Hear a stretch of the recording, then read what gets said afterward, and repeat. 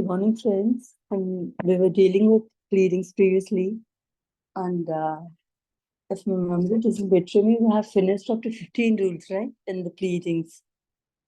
But still, brush up కోసం మళ్ళీ introduction కింద కొంచెం చెప్తాను. Pleadings, as you have read, like Supreme Court నిర్వచించినట్టు ప్లెయింటిఫ్ కి కాజ్ ఆఫ్ యాక్షన్ ఎలా అరైజ్ అయింది అండ్ డిఫెండెంట్ కి ఏం డిఫెన్స్ ఉంది, అది కోర్ట్ కి చెప్పుకునే పత్రం ఏమైతే అనిందో దాన్ని మనం ప్లీడింగ్ అని పిలుస్తాం. And pleading as per the rule 1 of order 6 ఏం చెప్తుందండి? Pleading is maybe either plaint or written statement. Pleadings అంటే రెండే వస్తాయి, ప్లెయింట్ అండ్ రిటన్ స్టేట్మెంట్ కింద తీసుకోవాలి. ప్లీడింగ్ అని పలికినప్పుడు ఓన్లీ ఏదో ప్లెయింట్ ఆర్ రిటన్ స్టేట్మెంట్ వస్తుంది, right? And pleadings are the back bone of every suit. ప్రతి ప్రొసీడింగ్ కి ప్లీడింగ్ అనేది బ్యాక్ బోన్ లాంటిది కాబట్టి దాన్ని చాలా జాగ్రత్తగా డ్రాఫ్ట్ చేయాలి. అండ్ ఆ డ్రాఫ్టింగ్ రూల్స్ కూడా ఈ ఆర్డర్ లోనే చెప్పుంటారు అనమాట, ఆర్డర్ 6 లోనే. And as I told you before, we have covered up to 15 rules. And the first being, ఏం చెప్తుంది? First rule, very important rule as such is, pleadings లో ఫ్యాక్ట్స్ మాత్రమే చెప్పాలి, లా చెప్పకూడదు అని చెప్తుంది. లా మెన్షన్ చేయకూడదు. We don't need to mention what law is to the court because it knows very well what it is అనేది. కాబట్టి మనం చట్టం అయితే మెన్షన్ చేయక్కర్లేదు. లైక్ ప్రొవిజన్ ఆఫ్ లా ఇది ఉంది, సో ఈ ప్రొవిజన్ ఆఫ్ లా దీని ప్రకారం ఇట్లా చేయాలి కోర్టు, అట్లా మనం కోర్టుకి చెప్పకూడదు అనమాట. లా అయితే మనం కోర్టుకి స్టే చేయకూడదు, right? And then similarly evidence కూడా స్టే చేయకూడదు. ఓన్లీ మెటీరియల్ ఫ్యాక్ట్స్ ఏమైతే ఉన్నాయో, material facts are very important facts that are quite important to decide the case. And అలాంటి మెటీరియల్ ఫ్యాక్ట్స్ స్టేట్ చేయాలి. అండ్ ఎవిడెన్స్ కూడా చెప్పకూడదు because other party may take advantage of it అని. So evidence కూడా state చేయకూడదు pleadings లో. Is the second important rule. And pleading should be in a very concise form. Like ఎక్కువ రాసుకుంటూ పోతే అది జడ్జెస్ కి అండ్ పార్టీస్ కి కూడా ఇన్కన్వీనియంట్ గా ఉంటుంది చదవడానికి. ప్లస్ జస్ట్ ఆఫ్ ఇట్ తీసుకోవడం, it will be waste of time and a bit of confusing sort of thing. కాబట్టి కన్సైజ్ ఫామ్ లోనే ఏం చెప్పాలనుకున్నారు చాలా క్లుప్తంగానే చెప్పాలి అని చెప్తుంది రూల్ 1, రైట్? ఇంకా ఏం చదువుకున్నాం మనం? ఏదైనా ఫ్రాడ్ కానీ, మిస్రిప్రజెంటేషన్ కానీ, అన్డ్యూ ఇన్ఫ్లుయెన్స్ కానీ, ఇలాంటివి ఏమైనా మనం మన పట్ల జరిగింది అని, ఏదైనా పార్టీ పట్ల జరిగింది అని ఆ పార్టీ కనుక చెప్పదలుచుకుంటే ఆ ప్లీడింగ్ లోను, అది ఎట్లా జరిగింది మాత్రం అంటే బేసిక్ గా మెటీరియల్ ఫ్యాక్ట్స్ చెప్పమన్నాం కాబట్టి ఓన్లీ కాజ్ ఆఫ్ యాక్షన్ లోను ఇది ఎలా అరైజ్ అయింది అన్నట్టు, ఫ్రాడ్ ఎలా జరిగింది, లేకపోతే మిస్రిప్రజెంటేషన్ ఆర్ అన్డ్యూ ఇన్ఫ్లుయెన్స్ ఎట్లా జరిగింది మీ పట్ల అనేది, ఐ మీన్ ద పార్టీ పట్ల అనేది కూడా కొంచెం క్లుప్తంగా మెన్షన్ చేయాలన్నమాట, రైట్? అని ఇంకా ఏం చెప్తుంది? కండిషన్ ప్రెసిడెంట్ ఏదైనా ఉండుంటే ఆ కండిషన్ ప్రెసిడెంట్ కనుక ఆపోజిట్ పార్టీ నెరవేర్చకుండా ఉండుంటే అది కూడా మెన్షన్ చేయాలి ప్లీడింగ్ లో అని చెప్తుంది. Condition president is a thing which a party is supposed to do before asking other party to do something, right? ఒక పార్టీ ఏదైనా పని చేయడానికి ముందు ఆపోజిట్ పార్టీ ఏదైనా చేయాల్సిన పని ఉంటే దాన్ని we call it a condition precedent, right? And అలాంటి కండిషన్ ప్రెసిడెంట్ ఆపోజిట్ పార్టీ కనుక ఏదైనా పెర్ఫార్మ్ చేయకపోతే ఒక కాంట్రాక్ట్ లోను ఆ అంశం కూడా మెన్షన్ చేసి తీరాలి ప్లీడింగ్ లో అని చెప్తారు, రైట్? అండ్ దెన్ ఇంకా we have study like departure ఉండకూడదు అంటే ఫస్ట్ ఏం స్టేట్ చేశారో దాని నుంచి మళ్ళీ రివర్స్ కాంట్రడిక్టరీ స్టేట్మెంట్స్ తీసుకోవడానికి ఉండదు అనమాట. ఫస్ట్ ఏం చెప్పామో దానికి మాత్రమే స్టిక్ అవ్వాలి. And we are estopped, like estop తెలుసు కదా, we are stopped over there. Like first ఒక మాట చెప్పి తర్వాత దాన్ని మార్చి ఇంకొక మాట చెప్పడానికి అయితే ఉండదు అనమాట. So we cannot depart in the sense విడిగా వచ్చేసేయడం. ఫస్ట్ చెప్పిన దాని నుంచి మళ్ళీ విడిగా వేరొక అంశం చెప్పడానికి పర్మిట్ అయితే చేయదు చట్టం అనమాట, రైట్? ఏం చెప్పాలనుకున్నారో ఫస్ట్ టైం ఒకసారి ఒకలానే చెప్పాలి, కానీ కాంట్రడిక్టరీ స్టేట్మెంట్స్ అయితే మన ప్లీడింగ్స్ లో రాయడానికి లేదు. Made by the plaint or the defence or the written statement, right? ఇంకా డెనియల్ ఆఫ్ కాంట్రాక్ట్ కోసం కూడా చెప్పుకున్నాం. డెనియల్ ఆఫ్ కాంట్రాక్ట్, ఎవరైనా ఒక పార్టీ కాంట్రాక్ట్ ని డెనీ చేస్తే అది టోటల్ కాంట్రాక్ట్ నో లేకపోతే కాంట్రాక్ట్ ఇల్లీగాలిటీ కోసము చెప్తున్నట్టు కాదు, కాంట్రాక్ట్ ఇల్లీగల్ అని చెప్తున్నట్టు కాదు, లేదంటే కాంట్రాక్టే మా మధ్యన లేదు అని చెప్తున్నట్టు కాదు. కాంట్రాక్ట్‌లో ఏదో ఒక అంశాన్ని మాత్రమే వాళ్ళు డెనీ చేస్తున్నారు. అన్నట్టు మాత్రమే ఆ డెనీల్ ఆఫ్ కాంట్రాక్ట్‌కి సంబంధించిన అంశాన్ని తీసుకోవాలి అని కూడా చెప్పారు ఒక రూల్ కింద. అండ్ దెన్ ఈ మెలైస్, రాంగ్‌ఫుల్ ఇంటెన్స్ ఉంటాయి కదా! ఇల్ ఇంటెన్షన్స్ గానీ, ఫ్రాడ్యులెంట్ ఇంటెన్షన్ గానీ, ఏ సినానిమ్ అయినా తీసుకోండి. రైట్? దురుద్దేశం కనుక ఆపోజిట్ పార్టీకి ఉంది అని చెప్పదలుచుకున్నప్పుడు, అది ఏ ఫార్మ్‌లో ఉందో క్లుప్తంగా చెప్తే చాలు. దేని నుంచి ఇన్ఫరెన్స్ తీసుకోవచ్చు. ఆ మాలిఫైడ్ ఇంటెన్షన్ అనే దాన్ని, ఆ బ్యాడ్ ఇంటెన్షన్ అనే దాన్ని, ఆ పార్టీ యొక్క ఏ చర్య ద్వారా తీసుకోవచ్చు అనేది క్లుప్తంగా మెన్షన్ చేయాలి అని చెప్పి కూడా చెప్పారనమాట. రైట్? అది ఇంకా ఏం చెప్తారు అంటే, నోటీస్ మ్యాండేటరీ అయినప్పుడు నోటీస్ ఇచ్చాము అని చెప్పితే సరిపోతుంది కానీ, ఆ నోటీస్‌లో ఉన్న కంటెంట్స్ అన్నీ తీసుకొచ్చి మళ్ళీ ఇందులో రాయక్కర్లేదు అని చెప్తారు. రైట్? అదొక rule. And then implied contracts కానీ, ఏదైనా ఇద్దరు పార్టీస్ మధ్యన రిలేషన్‌షిప్ గానీ తీసుకోవాల్సొచ్చినప్పుడు ఇంప్లాయిడ్‌గా అది వాళ్ళ మధ్యన బంధుత్వం గానీ, లేకపోతే ఆ ఇంప్లాయిడ్ కాంట్రాక్ట్ గానీ ఎలా ఉందో చెబుతున్న లెటర్స్ గానీ, కాన్వర్జేషన్ గానీ, సిర్కమ్‌స్టాన్సెస్ గానీ ఉంటే, దాని రిలేటెడ్‌గా కొంచెం క్లుప్తంగా మెన్షన్ చేస్తే సరిపోతుంది గానీ, మళ్ళీ పుట్టి పూర్వత్రులంతా రాసుకొని రాక్కర్లేదు. వాళ్ళ ఫ్రెండ్‌షిప్ ఎలా ఏర్పడింది, వాళ్ళ రిలేషన్‌షిప్ ఎలా ఏర్పడింది, ఇవన్నీ చెప్పక్కర్లేదు. రిలేషన్‌షిప్ ఉంది అని సూచిస్తున్న అంశం ఏదైనా పర్టిక్యులర్‌గా కాన్వర్జేషన్‌లో ఉండుంటే లెటర్స్‌లోను, ఆ పార్ట్ ఆఫ్ కాన్వర్జేషన్ ఏమైతే ఉందో, దేని నుంచైతే వాళ్ళిద్దరి మధ్యన పలానా బంధుత్వం ఉంది అని బయట పెట్టే కాన్వర్జేషన్ ఏమైతే ఉన్నిందో, అది మాత్రం మెన్షన్ చేస్తే సరిపోతుంది.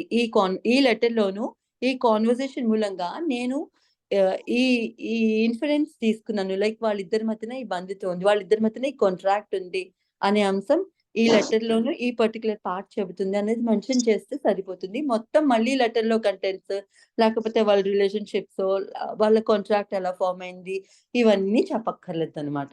Right? So these are the basic rules. ఇంకా ఏం చదువుకున్నాం? ప్రిజంప్షన్స్ ఆఫ్ లా కూడా. ఏదైనా చట్టం ఒక పార్టీ పట్ల ప్రిజంప్షన్స్ తీసుకోవచ్చు అని చెప్పి ఉండుంటే, అది మళ్ళీ మనం చట్టానికి చెప్పక్కర్లేదు. నా పట్ల ఈ ప్రిజంప్షన్ తీసుకోమని చట్టం చెబుతోంది. తీసుకోండి అని మనం కోర్ట్‌కేమి చెప్పక్కర్లేదు. సో, ప్రిజంప్షన్ ఆఫ్ లా కూడా మనం మెన్షన్ చేయక్కర్లేదు. Because court pretty well knows that. Right? Example కూడా చెప్పాను కదా! ఈ 112 ఇలాంటి ప్రిజంప్షన్స్ ఉంటాయి కదా! ఆహ్, లైక్ లెజిటిమసీకి సంబంధించి గాని, ఫర్ ఎగ్జాంపుల్ 112లో చెప్పినట్టు ఆఫ్ ఇండియన్ ఎవిడెన్స్ యాక్ట్, ఆహ్, ఇద్ ఒక ఒక మ్యాన్ అండ్ ఒక విమెన్ కలిసి ఉండినప్పుడు వాళ్ళ వాళ్ళిద్దరి మధ్యన ఆ బాండింగ్ ఉండినప్పుడు అది 280 డేస్ లోపు ఒక బిడ్డ కనుక పుడితే వాళ్ళిద్దరి మధ్యన, ఆ బిడ్డ ఆ మ్యాన్‌కి పుట్టినట్టే తీసుకుంటారు ప్రిజంప్షన్. సో, ఇలాంటి ప్రిజంప్షన్ మనం మళ్ళీ అక్కడ కోర్ట్‌కి చెప్పక్కర్లేదు. ఇదిగో 112లో ఈ ప్రిజంప్షన్ తీసుకోమని చెప్పింది నాకు ఫేవరబుల్‌గా. సో, నేను ఆ మ్యాన్ అండ్ ఈ వుమెన్‌కి వాళ్ళిద్దరి మధ్యన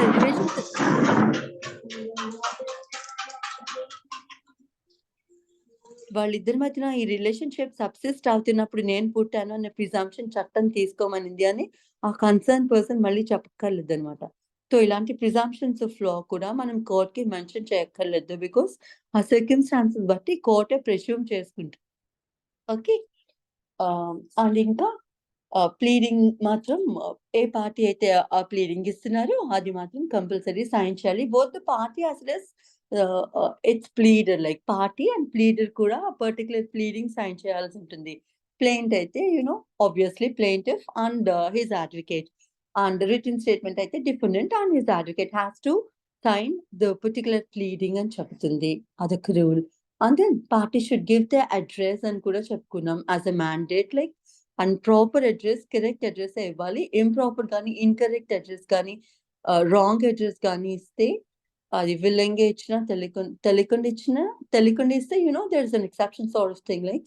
బట్ విల్లింగ్‌గా రాంగ్‌ఫుల్ అడ్రెస్ ఇస్తే they will be ah, you know they have to face the consequences. And the consequences ఏమని చెప్పుకున్నాం? ప్లెయింటిఫ్‌కైతే తన వాట్ యూ కాల్ తన కాజ్ ఆఫ్ యాక్షన్ ఏమి మెన్షన్ చేయనట్టు తీసుకోరనమాట. అండ్ దెన్ డిఫెండెంట్‌కైతే తన డిఫెన్స్ కింద ఏవైతే చెప్పుకున్నారో ఆ రిటన్ స్టేట్మెంట్‌లో అది ఫైల్ కానట్టే లెక్క. అది తన డిఫెన్స్ తీసుకోదనమాట court.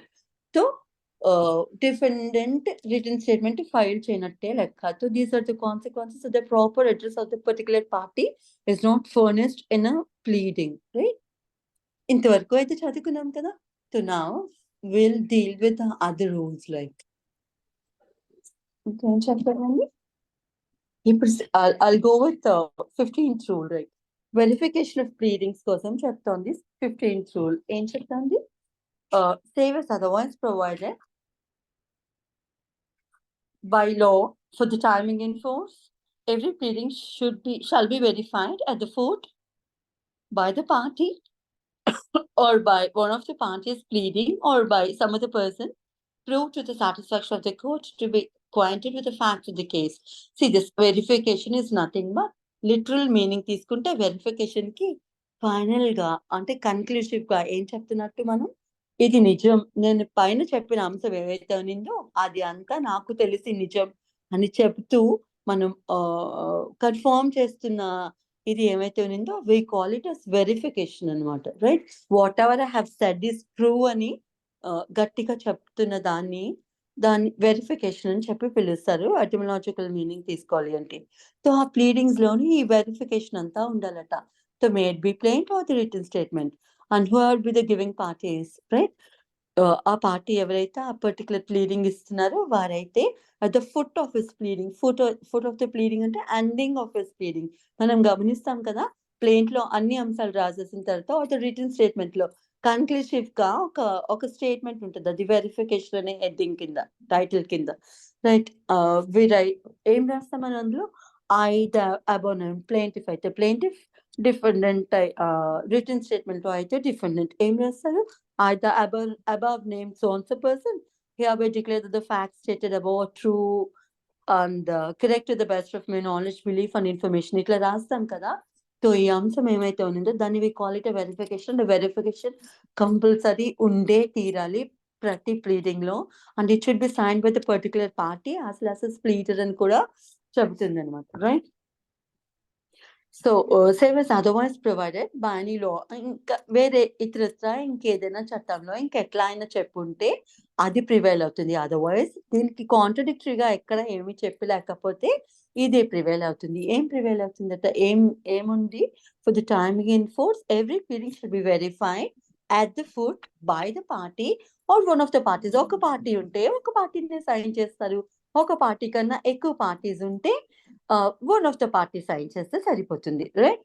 One of the parties has to verify it అనమాట. Like every pleading shall be verified at the foot by the party or one of the parties pleading. అందులో ఎవరైతే ప్లీడింగ్ అంటే కోర్టుకి ఏం చెప్తున్నారు ఆ నివేదన అంతా ఉంటుంది కదా, అందులో that we called it as pleading. Like ఆ ప్లీడింగ్ లో అంతా ఏమైతే చెప్పారో పైన అదంతా నిజమే చెబుతున్నాను అని చెప్పి అట్లా వెరిఫై చేయాలి అన్నమాట, రైట్? అని ఇంకా ఏం చెప్తున్నారు?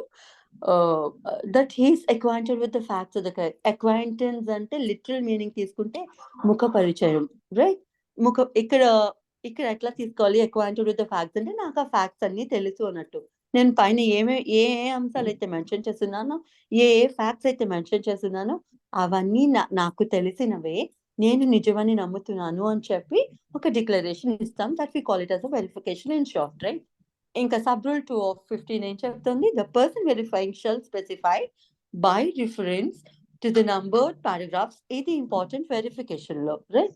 The person verifying shall specify by reference to the numbered paragraphs of the pleading what he verifies of his own knowledge and what he verifies upon information received and believed it to be true. ఇదేం చెప్తుంది? అంత ఏకదాటిగా నాకు ఇది పైన రాసినవన్నీ నిజమే అని చెప్పి సింగిల్ స్టేట్మెంట్ అయితే ఇవ్వరాదట. అంటే ఇఫ్ యు నో, చాలా పర్టికులర్ గా తెలుసు అనుకుంటే అన్ని అంశాలు మీకు తెలిసి మీ పర్సనల్ నాలెడ్జ్ లో ఉన్న అంశాలు అయితే అప్పుడు అట్లా మెన్షన్ చేయండి. All the statements mention in the above paragraphs are true to the best of my knowledge and information అని రాసిస్తే సరిపోతుంది. బట్ అందులో ఉండిన అంశాలు remember we give this verification and what our pleading by affidavit ద్వారా మనం ఏం చెప్పినా స్వాన్ చేసి కోర్టు ముందు చెప్పినప్పుడు we will be held liable. అందులో ఏమైనా తప్పులు కనుక అబద్ధాలు కానీ కనుక ఉండుంటే విల్ బి హెల్డ్ లయబుల్ కదా, will be punishable for the league for for the penalty under IPC, and that is none other than 7 years, up to 7 years of imprisonment కదా. perjury కింద 191 section of IPC కింద it used to be like under previous IPC కింద 191 section of perjury కింద liable అవుతారు. కాబట్టి ఏం చెప్తున్నామో affidavit ద్వారా చెప్పినప్పుడు చాలా జాగ్రత్తగా ఆలోచించుకొని మెన్షన్ చేయాలి అందులో చెప్తారు కదా. సో ఈ వెరిఫికేషన్ కూడా మనం అఫిడవిట్ తో ఇస్తాం. It will be supported by an affidavit. కాబట్టి మనం ఇట్లా ప్రామిస్ చేస్తున్నప్పుడు కోర్టుకి నేను చెప్తున్నవన్నీ నిజమే అని చెప్తున్నప్పుడు అందులో ఏమైనా తప్పుడు అంశం ఉంటే we will be held liable. కాబట్టి జాగ్రత్తగానే చెప్పాలి. అందుకని ఇక్కడ ఏం చెప్తుంది సెకండ్ రూల్లోను, మీకు తెలిసిన అంశాలు షార్ట్ గా తెలిసిన అంశాలు ఏవైనా ఉంటే ఇవి నాకు తెలుసు అని మెన్షన్ చేయండి. లేదా మీకు జస్ట్ ఇన్ఫర్మేషన్ ఉండింది from a third party, you don't have personal knowledge of it but you have some information about it అన్నప్పుడు ఏ అంశానికి సంబంధించి పర్సనల్ నాలెడ్జ్ ఉంది, ఏ అంశానికి సంబంధించి ఇన్ఫర్మేషన్ ఉండింది అనేది పైన మనం పారాగ్రాఫ్స్ లో రాస్తాం కదా. ఏ పారాగ్రాఫ్ లో ఉండింది మీ పర్సనల్ నాలెడ్జ్ లో ఉంది, అండ్ ఏ పారాగ్రాఫ్స్ లో మెన్షన్ చేసిన ఫ్యాక్ట్స్ ఏమైతే ఉన్నాయో ఆ జస్ట్ ఇన్ఫర్మేషన్ మాత్రమే ఉంది అంటే అది ఇన్ కేస్ తప్పు అవ్వచ్చు, రైట్ అవ్వచ్చు, అది నాకు జస్ట్ సమ్ థర్డ్ పార్టీ మూలంగా తెలిసింది కాబట్టి I don't have personal knowledge of it directly కాబట్టి I should not be held liable అనే డిఫెన్స్ తీసుకోవడానికి మనం ఏం చెప్తా అంటే దీనికి సంబంధించి నాకు ఇన్ఫర్మేషన్ మాత్రమే ఉంది. Information is given by second or third person we will not be personally held liable కదా. బికాస్ వాళ్ళు చెప్పింది నిజం అవ్వచ్చు, అబద్ధం అవ్వచ్చు, అది కాన్ఫాక్షన్ అయి ఉండొచ్చు, ఇంకొంచెం హెచ్చించి ఏదైనా చెప్పుండొచ్చు. So will not be personally liable కదా. అందుకని చెప్పి ఏ పైన మెన్షన్ చేసిన పారాగ్రాఫ్ లో ఏ పారాగ్రాఫ్స్ కి సంబంధించి మీకు మ్యూట్ చేశారు సమీర గారు, మ్యూట్ చేసుకోనా. రైట్. సో ఏ అంశాలకి సంబంధించి మీకు పర్సనల్ నాలెడ్జ్ ఉంది, పైన మెన్షన్ చేసిన పారాగ్రాఫ్స్ లో ఏ పారాగ్రాఫ్స్ లో చెప్పిన ఫ్యాక్ట్ లోనైతే మీకు పర్సనల్ నాలెడ్జ్ ఉంది, ఏ పారాగ్రాఫ్స్ లో సంబంధించిన ఫ్యాక్ట్స్ కి అయితే మీకు ఇన్ఫర్మేషన్ ఉందో అది క్లియర్ గా అయితే మెన్షన్ చేయాలి అని చెప్తారు అనమాట. ఇది very important sub rule 2 of rule 15. And finally ఇంకొక ఇంపార్టెంట్ రూల్ సబ్ రూల్ లో ఏం చెప్తారంటే the verification shall be signed by the person making it and shall state the date and the place on which it was signed. So verification లోనే మనం ఏం mention చేస్తామని ఆ party so call party ఏం mention చేస్తుందంటే it has all the contents. అంటే in case కొంచెం తెలివైన అడ్వకేట్ కానీ తెలివైన పార్టీ కానీ అంటే ప్లీడింగ్ లో ఏం రాస్తారు అంటే లైక్ సోన్స్ అవర్మెంట్స్ పైన ఏమైతే మెన్షన్ చేస్తున్నానో అవి అడ్వకేట్స్ డ్రాఫ్ట్ చేస్తారు. కాబట్టి అన్ని నాకు ఫీజబుల్ లాంగ్వేజ్ వాళ్ళ లాంగ్వేజ్ ఏమైతే అది ఆ లాంగ్వేజ్ లో నాకు ఎక్స్ప్లెయిన్ చేస్తున్నారు మా మదర్ టంగ్ లోను. అండ్ నాకు అవన్నీ అర్థం అవ్వేవి. And I sure that whatever has been stated there is true to the best of my knowledge అని చెప్పి కూడా రాస్తారు అనమాట క్లియర్ గా కొంతమంది అయితే. రైట్. సో అట్లా రాసినప్పుడు it has to be sign by the parties. And అక్కడ వాళ్ళు ఏ రోజు సైన్ చేస్తున్నారు ఆ ప్లీడింగ్ అండ్ ఏ ప్లేస్ లో సైన్ చేస్తున్నారు, వాళ్ళు ఉన్న ఊరు ఏ ఊరు నుంచి ఆ ప్లీడింగ్ ఇస్తున్నారు అది కూడా మెన్షన్ చేస్తారని చెప్తారు. అండ్ అల్టిమేట్లీ సబ్ రూల్ 4 ఏం చెబుతుంది అంటే సుధి గారు మ్యూట్ చేశాను. రైట్. ఇంకా సబ్ రూల్ 4 ఏం చెబుతుందంటే the person verifying the pleading, this has to be noted carefully. The person verifying the pleading shall also furnish an affidavit in support of his pleadings. తన pleadings కి support గా ఏమి ఇవ్వాలట, particular party affidavit ఇవ్వాలట కదా. So affidavit మనం we see this affidavit and plaint మనం section 26 sub rule 2 లో కూడా చదువుకుంటాం. అక్కడ ఏం చదువుకుంటాం అంటే every plaint shall be accompanied by an affidavit. Every plaint shall be proved by an affidavit in subsection 2 of section 26 లో చదువుకుంటాం. And we also know that మనం plaint తో పాటు affidavit కూడా ఇస్తుంటాం. కానీ pleading includes what అండి? plaint and written statement madam కదా. Return statement లో మనం affidavit ఇస్తామా? ఇస్తాం Have you madam. ever seen a written statement supported by an affidavit? No, madam. No. But as No, a madam. matter లేదు madam. but as ఇవ్వం a madam. matter of fact ఇవ్వాలని రాసింది కదా ఇక్కడ. Every pleading includes both pleading may be both I mean either the plain or the written statement అన్నప్పుడు plain తో మనం affidavit ఇస్తున్నప్పుడు written statement తో కూడా ఇవ్వాలి కదా. So a point to be considered is this, general గా మనం follow కాము, but has to be followed, like at least we shall make a step, we shall take a step with regards to this thing.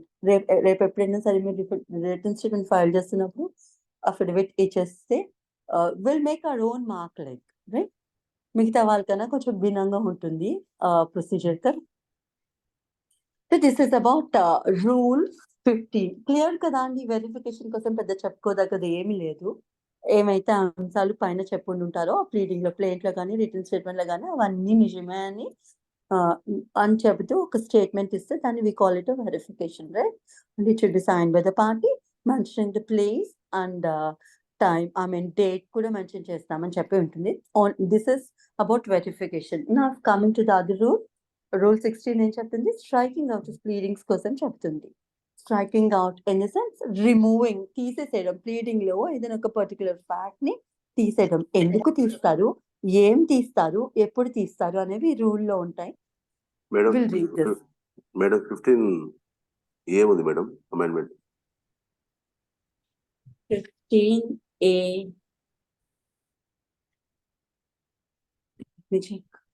Verification of pleadings in commercial dispute. అది ఏముంటుందంటే కొంచెం further గా ఉంటుంది sir. Commercial disputes లోను ఆ verification ఎట్లా ఉండాలి అని ఉంటుంది, అంతే, అంతకు మించి ఏమి ఉండదు. So this is an extension of it, అంతే, right? Please madam. So verification in pleadings and commercial disputes లో ఏముంటుంది? Notwithstanding anything contained in rule 15. Every pleading in a commercial dispute shall be verified. You should know what a commercial dispute is. Already మనం చెప్పుకున్నాం కూడా. ఏమిటండి commercial disputes as per the Commercial Courts Act? Commercial Courts Act is an entirely different thing from CPC, kada? And commercial disputes are also totally different from a general dispute, like కొంచెం high, you know, high amounts of business transactions involved ayuna edaina sare we call it as a higher amounts undina business transactions ayina sare we call it as commercial transaction. Like see ee ships ki sambandhinchi gaani, aircraft ki sambandhinchi gaani, ila national highways ki sambandhinchi gaani, ఇలాంటివి airport construction కి సంబంధించి కానీ, general గా see ports construction కి సంబంధించి కానీ, ఇలాంటి high investment involve అయిన ప్రాజెక్ట్స్ ఏమైతే ఉంటాయో అవన్నీ కమర్షియల్ సార్ట్ ఆఫ్ థింగ్స్ లోకి వస్తాయి. అండ్ దానికి సంబంధించిన డిస్ప్యూట్స్ ఏమైతే ఉంటాయో we call it commercial dispute. And commercial dispute కి సంబంధించి వి హావ్ ఎ స్పెషల్ లో లైక్ కమర్షియల్ కోర్ట్స్ యాక్ట్ అని ఉంటుంది. ఆ ప్రొవిజన్స్ దాని ప్రకారమే మనం ఫాలో అవుతూ ఉంటాం. అండ్ అంటే జనరల్ ప్రొసీజర్ యూనో సిపిసిలో ఉండిన ప్రొసీజర్ అక్కడ కూడా ఫాలో అవుతాం కానీ, బట్ కొంచెం and additional sort of statements అందులో ఎక్స్ట్రా మెన్షన్ చేస్తాం, అంతే, అంతకు మించి ఏముండదు. సో యాజ్ పర్ దిస్ ఏం చెప్తున్నారు? Verification of pleadings in commercial dispute లో ఎట్లా ఉండాలి అంటే, not with standing anything contained in rule 15. Rule 15 లో చెప్పిన దానికి అనుగుణంగా, అంటే దానికి అనుగుణంగా కాకుండా every pleading in a commercial dispute shall be verified by affidavit in the manner and form prescribed in appendix to the schedule. Schedule లోనే mention చేసేది ఉంటారు మనకి సిపిసి వెనకాల, లైక్ ఎట్లా ఉండాలి వెరిఫికేషన్ అనేది. And verification in civil suit, common civil suits లో ఎట్లా ఉండాలి, కమర్షియల్ డిస్ప్యూట్ కి సంబంధించిన వెరిఫికేషన్ ఎట్లా ఉండాలి, వెనకాల అపెండిక్స్ లో చెప్పారు. ఆ ఫార్మాట్ ప్రకారమే మీరు వెరిఫికేషన్ ఇవ్వండి అని చెబుతోంది, రైట్? అండ్ దీని ఇంకా ఏం చెప్తోంది? Sub rule 2 of this amendment lonu an affidavit under sub rule 1 above shall be signed by the party or by one of the parties. Em undadu Tirupati garu, same replica ne untadi indulo. No affidavit under sub rule 1 above shall be signed by the an affidavit under sub rule 1 paina cheppinattu a verification evaraithe istunaro it shall be signed by the party or by one of the parties. Oka party kane ekku unte evaru oka party sign cheste saripotundi, or by any other person on his behalf, on such party or on behalf of multiple parties, which is proved to the satisfaction of a court to be acquainted with the facts of the case. Ante either party aine vachu, parties chaala ekku mandi unte one of the party sign చేయొచ్చు ఆ verification. లేదు ఆ party కానీ parties బదులు కానీ ఏ వ్యక్తి అయితే ఆ అంశాలన్నీ తెలుసు అని చెప్తున్నారో ఆ వ్యక్తి అయినా వచ్చి చెప్పొచ్చు. Like whatever contents have been referred about, నాకు అన్నిటికీ సంబంధించిన నాలెడ్జ్ ఉంది, అది అవన్నీ నిజమే అని చెప్పి నేను చెప్తున్నా అని చెప్పి వేరొక పర్సన్ కూడా వచ్చి చెప్పొచ్చు, who is acquainted with the facts of the case అని చెప్పి చెప్తున్నారు. And who could be this third person అంటే obviously the legal representative of the GPA holder or anything like whoever representative capacity లో ఎవరైనా suit file చేస్తుంటే ఆ వ్యక్తి కానీ, right, whoever has a sound knowledge of those facts, ఆ వ్యక్తి వచ్చి నాకు ఈ ఫ్యాక్ట్స్ నేను పైన చెప్పిన అంశాలు ఏమైతే ఉన్నాయో వాటన్నిటికీ సంబంధించి నాకు పర్సనల్ నాలెడ్జ్ ఉండే, లేకపోతే ఈ అంశాలకి సంబంధించి నాకు ఇన్ఫర్మేషన్ ఉండే అని చెప్పి చిన్న వెరిఫికేషన్ ఇస్తారు. అది సైన్ చేస్తారు, ప్లేస్ అండ్ డేట్ మెన్షన్ చేస్తారు. ఇంతనే. Did you find anything extra to this? ఒక్కటి మాత్రం ఎక్స్ట్రా ఉంటుంది. 3, 4 అన్ని సిమిలర్ గానే ఉంటాయి. 3లో ఏం చెప్తారు? Where pleading is amended, the amendment must be verified in the form and the manner referred to in sub rule 1 unless the court otherwise directs. Like court కనుక ఇట్లా ఏదైనా చెప్తే, ప్లీడింగ్ లో కనుక అమెండ్మెంట్ ఏదైనా ఉండుంటే అమెండ్మెంట్ కూడా వెరిఫైడ్ ఫామ్ లోనే ఉండాలి అని చెప్తారు, రైట్? సబ్ రూల్ 1లో చెప్పినట్టు మళ్ళీ అమెండ్మెంట్ కి కూడా వెరిఫికేషన్ ఉండాలి అని చెప్తారు, రైట్? అండ్ ఇంకా ఏం చెప్తుంది? Sub rule 4, where pleading is not verified in the manner provided under sub rule 1, the party shall not be permitted to rely on such pleading as evidence or any of the matters set out there. Pleading కనుక sign చేయకపోతే consequences ఏంటి? అది అసలు యాక్సెప్టే చేయరు. మీరు పైన ఏదైతే చెప్తున్నారో అది రిటర్న్ స్టేట్మెంట్ కానివ్వండి, లేకపోతే ప్లెయిన్ కానివ్వండి, అది అసలు అందులో ఉండిన ఏ అంశం కోర్టు కన్సిడర్ చేయదు ప్లీడింగ్ లో వెరిఫికేషన్ లేకపోతే అని. This is the only thing additionally we can find it in the commercial disputes act లోను. మనం ఆ ప్లీడింగ్ ఇస్తున్నప్పుడు ఇది ప్లీడింగ్ ఇవ్వకపోతే, ప్లీడింగ్ లోను ఆ వెరిఫికేషన్ ఇవ్వకపోతే కాన్సిక్వెన్స్ ఏమిటి అంటే, ఆ ప్లీడింగ్ లో ఏ అంశాలు అయితే మెన్షన్ చేశారో అవి ఏమి కోర్టు పరిగణలోకి తీసుకోదు, అంతనే, రైట్? తో ఇంకేమి అడిషనల్ గా లేదు తిరుపతి గారు. Will go in to rule 16. Okay, Please, madam. So rule 16 లో ఏం చెప్తుంది? స్ట్రైకింగ్ అవుట్ ఆఫ్ ప్లీడింగ్స్ కోసం. Striking out is nothing but removing a particular part of pleading. Like ఎందుకు రిమూవ్ చేస్తాం, ఏం రిమూవ్ చేస్తాం, విల్ రీడ్ ఇన్ దిస్. ఏం చెప్తుంది? The court may at any stage of proceeding order to be struck out or amended any matter in the pleading. Court suit ఏ stage లో ఉండినప్పుడైనా సరే తనకి అనిపిస్తే ఏమని అనిపిస్తే, like which may be unnecessary, scandalous, frivolous or vexatious, ఇందులో ఏ అంశం అయినా ఇలాంటి వాటికి సంబంధించి ఉంది అనుకున్నప్పుడు దాన్ని కొట్టేయమని చెప్పి కోర్టు చెప్తుంది. ఏదో అదే కొట్టేస్తుంది, లేదా పార్టీకైనా ఇన్స్ట్రక్షన్ ఇస్తుంది. ఇటువంటి స్టేట్మెంట్ ఇలా ఉంది, ఎలా ఉంది, అది అన్నెసెసరీ స్టేట్మెంట్ అయినా కావచ్చు, స్కాండలస్ అంటే ఎదుటి వ్యక్తిని అపనింద పాలు చేస్తున్న విధంగా అయినా ఉండొచ్చు, ఎదుటి వారి మీద నిందలు వేస్తున్న స్టేట్మెంట్స్ ఏమైనా ఉండుంటే we call them as scandalous statements. So అటువంటి స్టేట్మెంట్ ఏమైనా ఉంటే అది కూడా తీసేయండి అని చెప్తుంది. ఫ్రివలస్ అంటే అది నిజం కాని స్టేట్మెంట్ అన్నమాట. ఇప్పుడు ఒక పార్టీ మీద మనం ఫేక్ కేసెస్ ఇస్తాం, ఫేక్ స్టేట్మెంట్స్ ఇస్తాం కదా, అటువంటి ఫేక్ స్టేట్మెంట్స్ ఏమైతే ఉంటాయో అవి ఫ్రివలస్ స్టేట్మెంట్స్ అన్నమాట. బేస్లెస్ స్టేట్మెంట్స్ ని ఫ్రివలస్ స్టేట్మెంట్స్ అంటాం. దానికి ఒక ప్రూఫ్, పద్ధతి పాడు ఏం ఉండదు అనమాట. అటువంటి స్టేట్మెంట్స్ ని మనం ఫ్రివలస్ స్టేట్మెంట్స్ అని చెప్తాం. అటువంటి ఫ్రివలస్ స్టేట్మెంట్ ఉండినా సరే, లేదంటే వెక్సేషియస్ స్టేట్మెంట్ అంటే ఎదుటి వ్యక్తిని కక్షపూరితంగా వారిని ఏదైనా ఒక ఫ్యాక్ట్ చెప్తుంటే వారి మీద కక్ష తీర్చుకోవడానికి ఏమైనా లేని ఫ్యాక్ట్స్ అటువంటివి ఏమైనా చెప్తూ ఉంటుంటే, ఇటువంటి అంశాలు ఉండిన ఫ్యాక్ట్ ఏమైతే ఉంటుందో ఆ స్టేట్మెంట్స్ ని తొలగించేసేయండి మీ ప్లీడింగ్ నుంచి అని కోర్టు చెప్తుంది.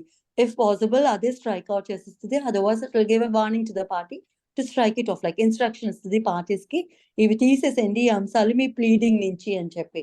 That pleading again can be the plaint or the written statement, right? Plaint లో కానీ రిటన్ స్టేట్మెంట్ లో కానీ ఇలాంటి స్టేట్మెంట్స్ ఏమైనా ఉండుంటే కోర్ట్ అయినా కొట్టేస్తుంది, పార్టీనైనా తీసేసేయమని చెబుతుంది. అది ఎలా తీసేస్తుంది party? By way of an amendment. Amendment కోసం అని తర్వాత చదువుకుందాం, రైట్? అండ్ దెన్ ఇంకా ఎలాంటి స్టేట్మెంట్స్ ని తీసేయమంటుంది అంటే విచ్ మే టెన్ టు ప్రెజుడైజ్ అంటే బయాస్డ్ అన్నమాట. ఒక వ్యక్తి బయాస్డ్ తెలుగులో ఏమంటారు?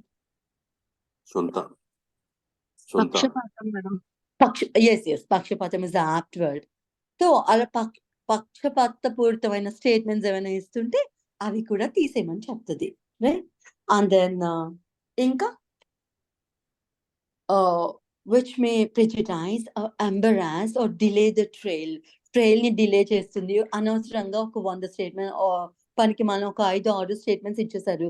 సో ఇప్పుడు అవి ప్రూవ్ చేయడానికి అడిషనల్ గా it will take so much of time అనుకో, the trial will be delayed. So అటువంటివి పనికిరాని స్టేట్మెంట్స్, ఎక్సెషన్స్, డిలే కాస్ట్ చేస్తున్న స్టేట్మెంట్స్ కనుక ఏవైనా ఉండుంటే అవి కూడా తీసేయమని చెప్తుంది ప్లీడింగ్ నుంచి, right? Or the court itself will strike off those things. And then ఇంకా ఏం తీసేస్తుంది? which is otherwise abusive process of court. Abusive process of court అంటే లీగల్ ప్రొసీడింగ్స్ ని చట్టాన్ని ఏమైతే ఉన్నిందో దాన్ని అన్జస్ట్ గా వాడుకోవడాన్ని, అంటే మనకి ఫేవర్ జరగడానికి వాడుకోవడాన్ని ఈ సెంటెన్స్ వాడతారనమాట. లైక్ అంటే మనకి ఏమీ కాజ్ ఆఫ్ యాక్షన్ అరైజ్ కాదు, బట్ స్టిల్ మనం ఆ చట్టాన్ని ఇన్వోక్ చేసి అట్లాంటి ఫేక్ కేసెస్ లేకపోతే ఇన్ఫార్మల్ థింగ్స్ అవన్నీ అందులో మెన్షన్ చేస్తూ ఉంటాం అనమాట. సో అలాంటి ఏ అంశాలు ఉన్నా సరే కోర్ట్ యొక్క ప్రాసెస్ ని అబ్యూజ్ చేస్తుంది. అంటే చట్టాన్ని తప్పుగా యూజ్ చేసుకోవడం, సింపుల్ గా చెప్పాలి అంటే సెల్ఫిష్ ఇంట్రెస్ట్ కోసం చట్టాన్ని కనుక వాడుకుంటే దాన్ని అబ్యూజివ్ ప్రాసెస్ ఆఫ్ కోర్ట్ అని చెప్పి పిలుస్తారు అనమాట. సో అలాంటి అంశాలు ఉండినా సరే కోర్ట్ అవి స్ట్రైక్ ఆఫ్ చేసేస్తుంది సుయోమోటో, లేదంటే పార్టీస్ కి డైరెక్షన్ అయినా ఇస్తుంది. అవి ఆ పర్టికులర్ స్టేట్మెంట్స్ ఏమైతే ఉండినాయో అవి తన ప్లీడింగ్ నుంచి తొలగించేసేయమని పార్టీకి ఇన్స్ట్రక్షన్ ఇస్తుంది. ఇంతే స్ట్రైకింగ్ అవుట్ ఆఫ్ ప్లీడింగ్స్ గురించి, రైట్? నా will go to a very important rule of this particular order, that is amendment of pleadings. Like amendment, it's nothing but a change in pleadings. Like మన pleadings లో ఏదైనా కనుక change, మార్పులు చేర్పులు చేయాల్సి వచ్చినప్పుడు జనరల్ బేసిక్ రూల్ ఏంటంటే ఒకసారి కనుక మనం ఏదైనా ప్లీడింగ్ లోను ఒక ప్లీడింగ్ లో ఏదైనా రాస్తే దాన్ని మళ్ళీ తిరిగి వేరొక స్టేట్మెంట్ రాయడానికి లేదు, అది మార్చడానికి లేదు అని చెప్పి మనం బేసిక్ జనరల్ రూల్ కింద స్టార్టింగ్ లోనే చదువుకున్నాం కదా. కానీ ఇక్కడ దానికి ఎక్సెప్షన్ చెప్తుంది ఈ రూల్ అనమాట. లైక్ ప్లీడింగ్స్ ని మార్చవచ్చు అని, ఎప్పుడు మార్చవచ్చు, ఎలా మార్చవచ్చు అనేది ఇందులో చెప్తుంది అనమాట. The court may at any stage of the proceeding allow either party in the sense either the plaintiff or the or the defendant, like ఏ పార్టీకైనా పర్మిట్ చేస్తుంది సూట్ ఏ స్టేజ్ లో ఉండినప్పుడైనా సరే అని చెప్తారు.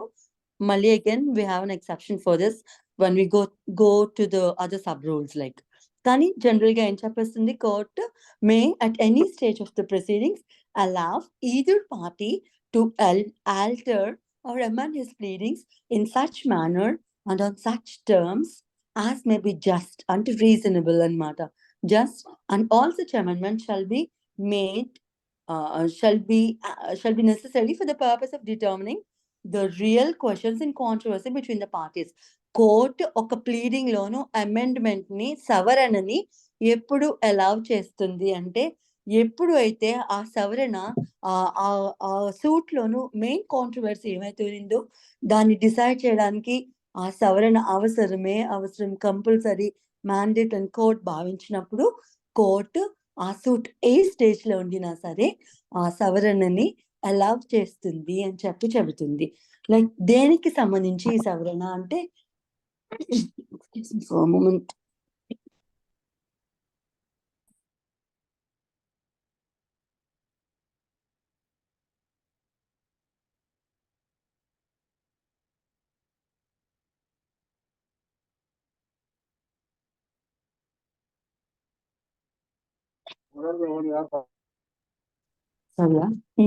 ఈ సవరణ దేనికి సంబంధించి, ఎందుకు సవరణ చేయాల్సి వస్తుంది అంటే టు ఎర్ ఇస్ హ్యూమన్ అనే కాన్సెప్ట్ మళ్ళీ తీసుకోవాలి. ఇక్కడ తప్పిదాలు మనిషి మూలంగా జరుగుతూనే ఉంటాయి. It may be clerical errors or type errors, maybe of any kind. Like మనం ఒక డేట్ తప్పు రాయొచ్చు ప్లీడింగ్ లో, లేదంటే ఏదైనా ఫిగర్స్ అమౌంట్స్ మెన్షన్ చేస్తున్నప్పుడు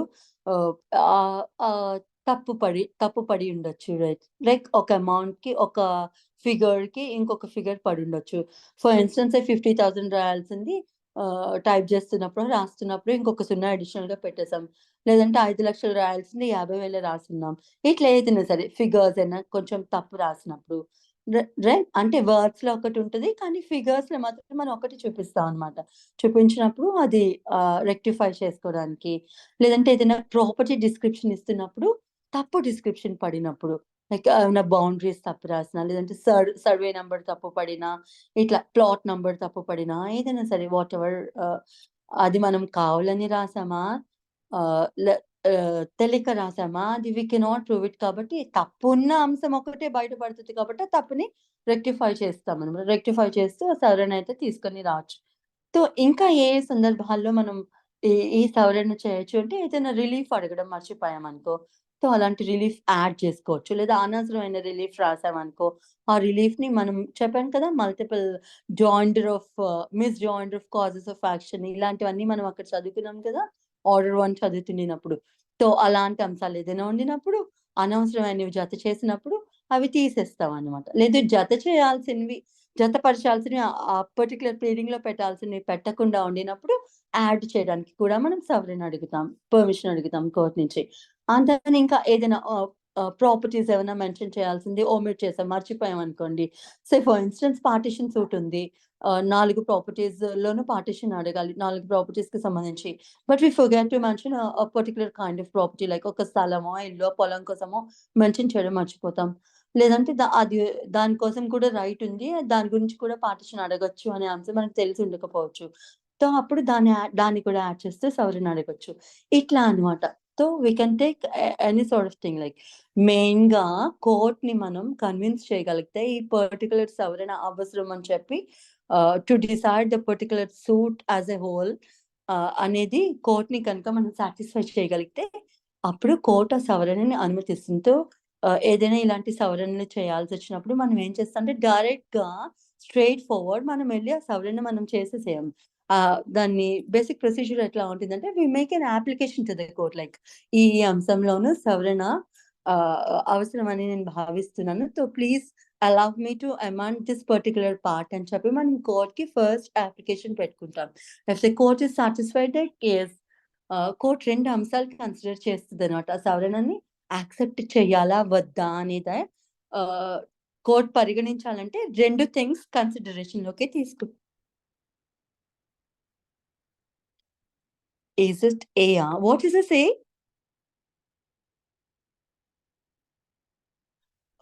What A about you talking అండి? కోమల్ వర్మ గారు? Make it a bit clear na?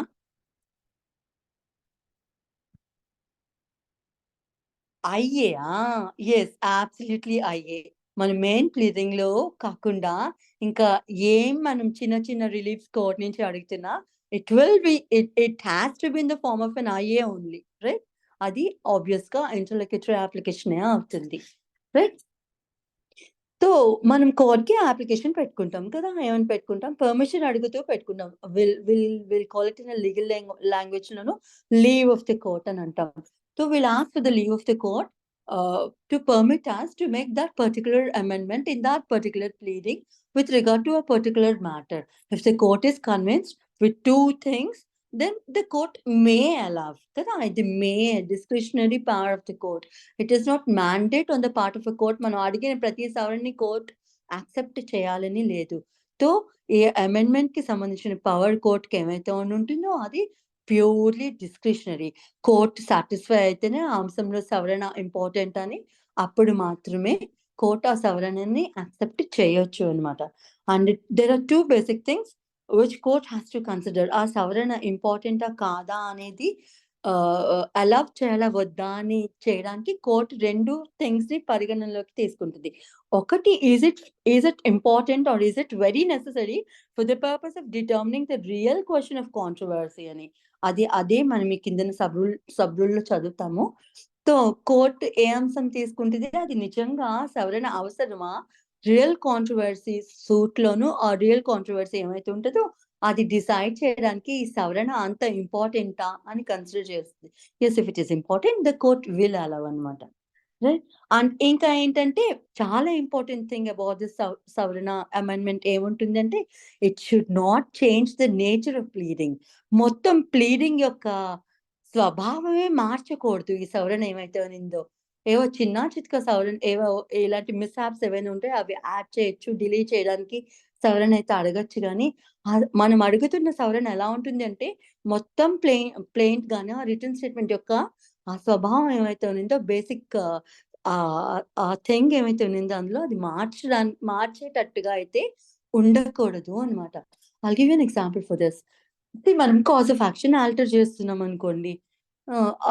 మనం కాజ్ ఆఫ్ యాక్షన్ ఆల్టర్ చేస్తూ ఆ అమెండ్మెంట్ ని పర్మిట్ చేయమని కోర్టుకి అడుగుతున్నాం.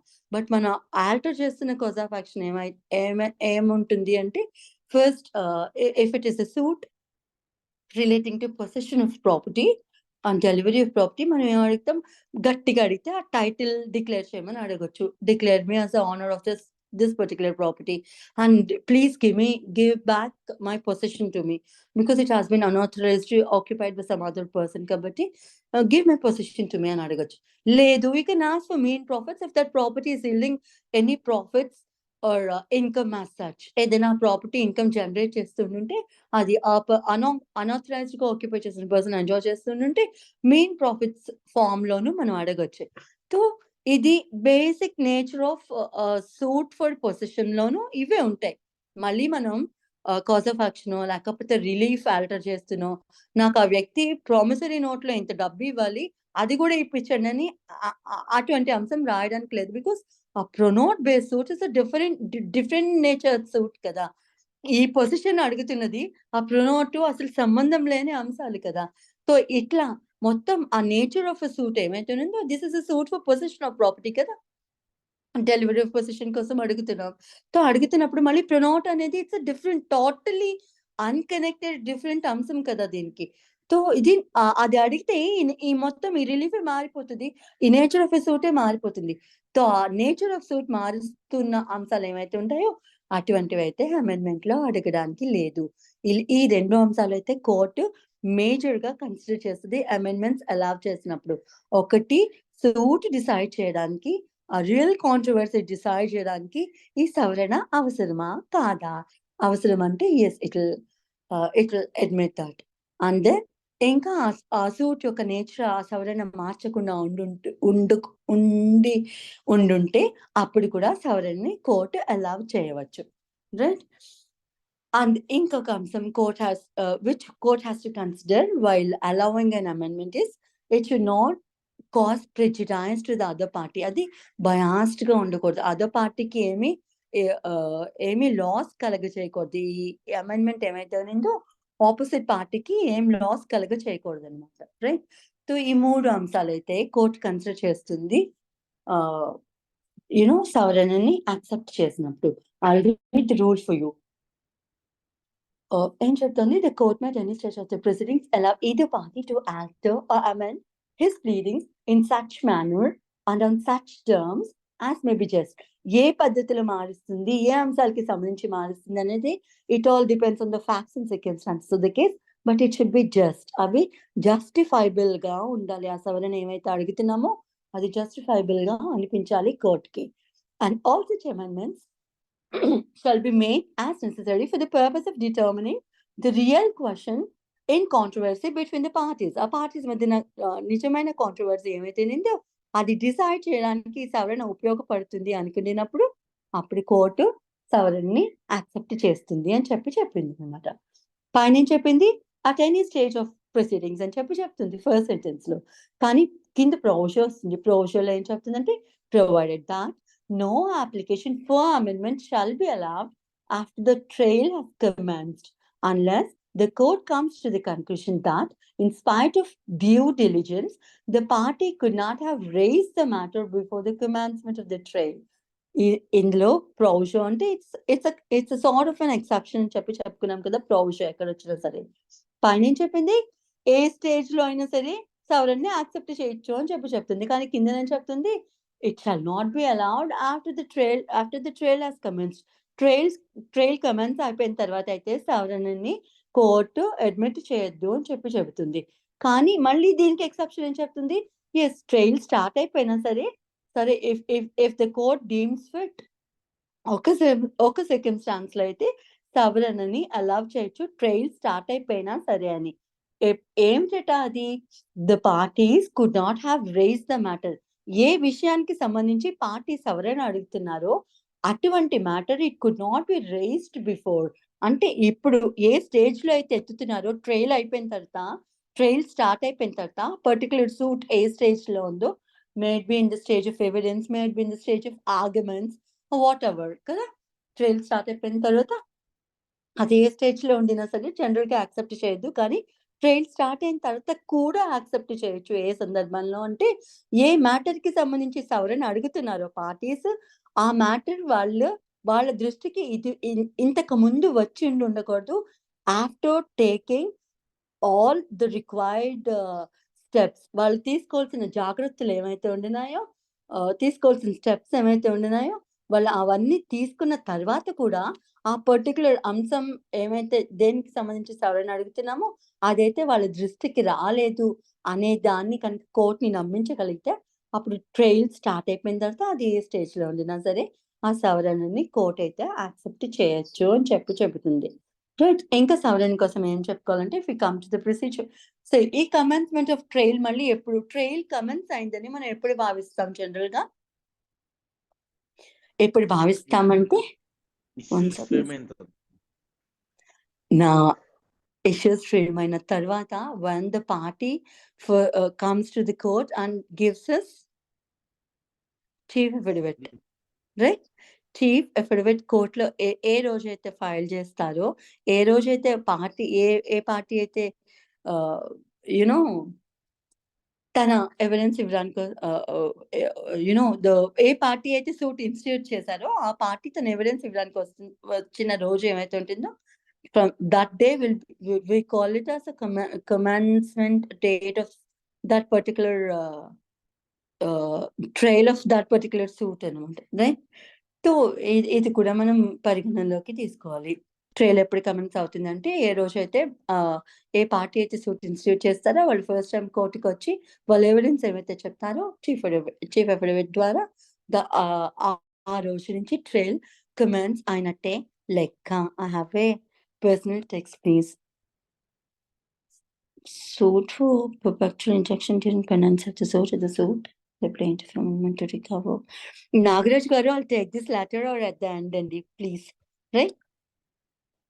సో ఇక్కడ ఇంకా ఏం చెప్తారు? ఈ సవరణ ఎలా ఫైల్ చేస్తాం, సవరణ ఏ అంశాలకి సంబంధించి చేయొచ్చు, మనం అన్ని చదువుకున్నాం కదా. So you should have a doubt, like మనం ఆర్డర్ 1 చదువుకునేటప్పుడు parties, misjoinder or non-joinder of parties or striking out of parties కూడా చదువుకున్నాం కదా మనం అక్కడ. సో అలాంటి అంశం దీని కిందనే వస్తుందా? పార్టీస్ ని యాడ్ చేయాలన్నా, అవసరం లేని పార్టీస్ ని స్ట్రైక్ ఆఫ్ చేయాలన్నా, in case there is a misjoinder of parties, లేదా in case if there is a non-joinder of parties ని యాడ్ చేయాలనుకునేటప్పుడు దీని అమెండ్మెంట్ ద్వారానే యాడ్ చేస్తాం. అది ఇందులోకి వస్తుందా అండి? Yes, madam. Sorry to say no. No, madam. వేరే ఉంది మేడం ప్రొవిజన్. వేరే ఆ రూల్ మనం పార్టీని యాడ్ చేయాలన్నా, అవసరం లేని పార్టీని డిలీట్ చేసేయాలన్నా అది మనం ఆర్డర్ 1 రూల్ 9 and 10 కింద మాత్రమే చేస్తామండి. ఈ సవరణ ఆ సవరణ ఇస్ టోటల్లీ డిఫరెంట్ అనమాట. So we shouldn't club both the things, like, right? And then similarly order 22లోనే సబ్స్టిట్యూషన్ ఆఫ్ పార్టీస్ వస్తారు. ఒక పార్టీ చనిపోతే మనం లీగల్ హెడ్స్ ని ఆన్ రికార్డ్ తీసుకుంటాం. అది కూడా ఇందులోకి వస్తుందా? So this all are this come under categories of amendments. Amendments మనం ఎన్ని రకాలు చదువుకోవచ్చు? ప్లీడింగ్ అమెండ్మెంట్ ఒకటి, జడ్జ్మెంట్ అమెండ్మెంట్ కి సంబంధించి చదువుకున్నాం కదా. ఏ సెక్షన్ అండి? Can you one mention quickly? 1 Please. 152, madam. 152, madam. Obviously కదా. అందులోనూ జడ్జ్మెంట్ లో ఏమైనా కనుక క్లరికల్ ఓ టైప్ ఎర్రర్స్ ఇలాంటివి ఏమైనా ఉంటే ఆటోమేటికల్ ఎర్రర్స్ కానీ వాటిని సవరణ చేయమని అడగడానికి మనం అడుగుతాం, ఒక అప్లికేషన్ పెట్టుకుంటాం, అది కూడా సవరణ. కానీ ఆ సవరణ is totally different. That is only with relation to judgment. And then 153లో జనరల్ ప్లీడింగ్స్ ఏదైనా అమెండ్ చేయాల్సి వచ్చిన, ఏ కాన్సెప్ట్ అయినా అమెండ్ చేయాల్సి వచ్చినప్పుడు 153 కింద కోర్టుకి పవర్ ఉంటుంది అమెండ్ చేయడానికి అని చెప్తారు. ఆ పవర్ మనం దీంతో కోరిలేట్ చేసుకుంటాం. అది సబ్స్టాన్షియల్ ప్రొవిజన్, ఇది ప్రొసీజర్. అక్కడ ఏ ఏ అంశానికి సంబంధించిన సవరణ అయినా సరే కోర్టు చేయొచ్చు అని 153లో చదువుకుంటాం, సెక్షన్ 153లో. అది సబ్స్టాన్షియల్ ప్రొవిజన్. పార్టీకి ఉండిన ఇలాంటి రైట్ ఉంది, పార్టీకి సవరణ అడగొచ్చు కోర్టుని, అండ్ కోర్టుకి పవర్ ఉంది సవరణ చేయొచ్చు అనేది ఒక సబ్స్టాన్షియల్ ప్రొవిజన్ అది. కానీ దానికి కనెక్టెడ్ ప్రొసీజర్ ఉండాలి. కాబట్టి we find the procedure here and we can connect this there, right? So ఈ రెండు అయితే కనెక్ట్ చేసుకోవచ్చు. కానీ కనెక్ట్ చేయకూడని అంశాలు ఏమైతే ఉన్నాయంటే అవి ఆర్డర్ 1లోనే పార్టీస్ యాడ్ చేసిన, డిలీట్ చేసిన ఇలాంటి అంశాలు ఏమైతే ఉంటాయో, స్ట్రైకింగ్ అవుట్ ఆఫ్ పార్టీస్, అటువంటి సవరణ ఇస్ డిఫరెంట్లీ టోటల్ సవరణ. అండ్ దెన్ లీగల్ రిప్రజెంటేటివ్స్ ని ఆన్ రికార్డ్ తీసుకొస్తున్నప్పుడు కూడా we have separate provision for that. It is ఆ సవరణ ఈ సవరణ కింద రాదు అన్నమాట, రైట్? సో ఇంకా ఏం చెప్పొచ్చు, ఈ సవరణ కావాలి అన్నప్పుడు మనం డైరెక్ట్ గా adjusted whims and fancies of the parties కి చేసేయడానికి ఉండదు అనమాట. మన ఇష్టానుసారంగా అమెండ్మెంట్స్ చేయడానికి ఉండదు. మనం కోర్ట్ ని ఫస్ట్ పర్మిషన్ అడుగుతాం. We call it as leave of the court. కోర్టుకి ఒక అప్లికేషన్ పెట్టుకుంటాము, ఒక పిటిషన్ పెట్టుకుంటాము.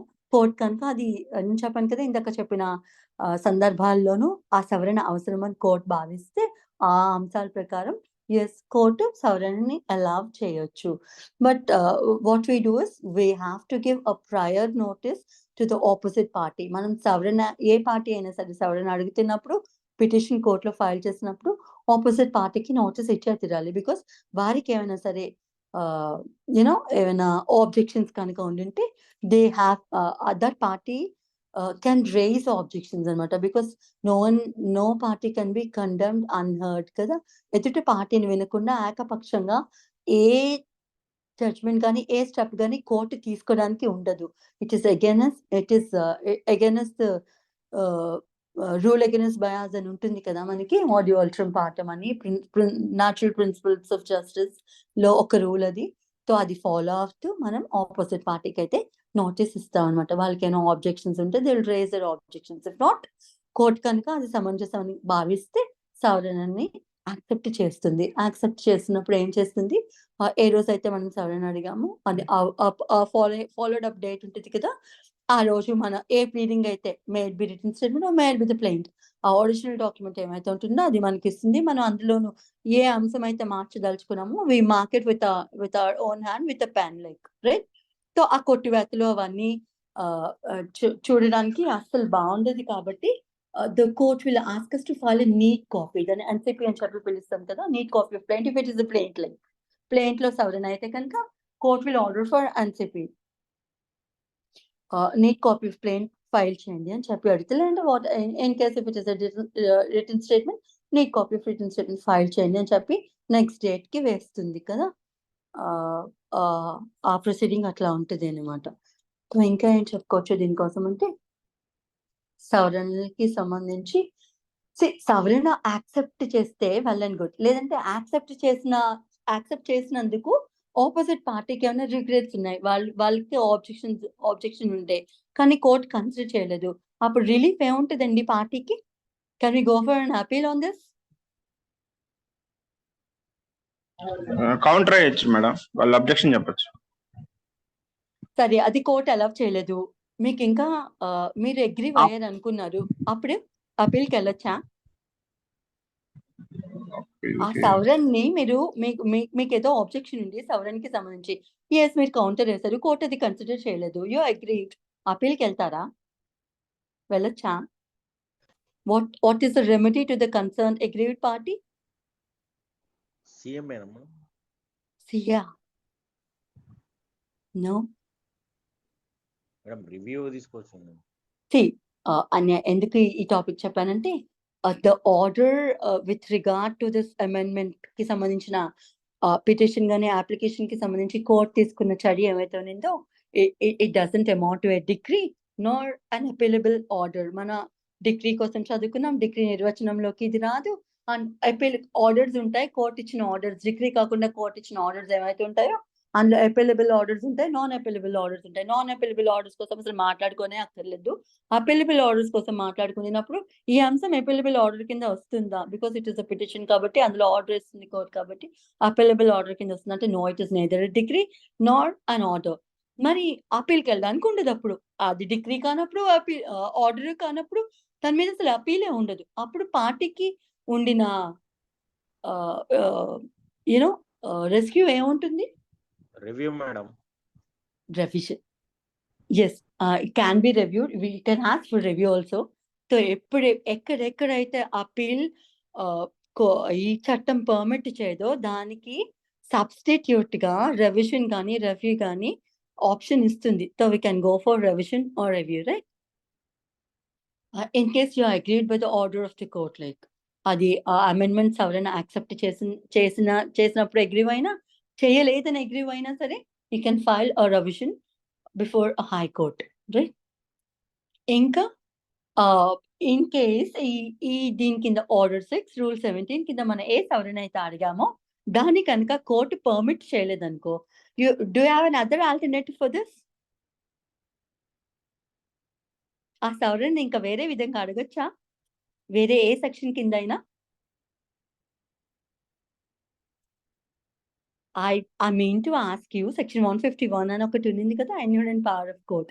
దాన్ని ఇన్వోక్ చేస్తూ ఇన్ కేస్ మనం ఆర్డర్ 6 రూల్ 17 కింద ఒక సవరణ అడిగాం కోర్టుని, కోర్టు దాన్ని యాక్సెప్ట్ చేయలేదు.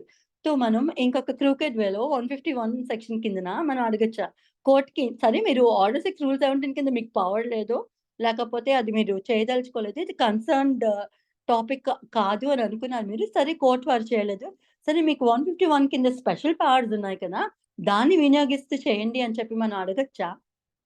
అడగొచ్చు మేడం, అడగొచ్చు. నో, అందుకే రేస్ చేశాను నేను.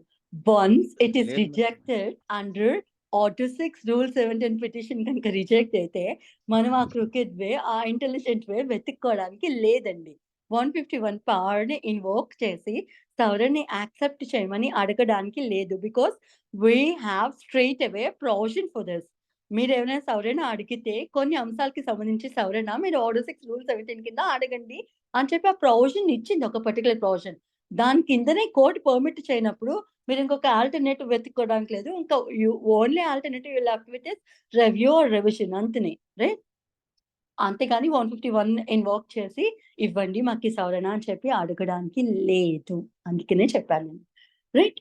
అంటే what cannot be done directly, చట్టంలో ఈ అంశం ఉంటుంది.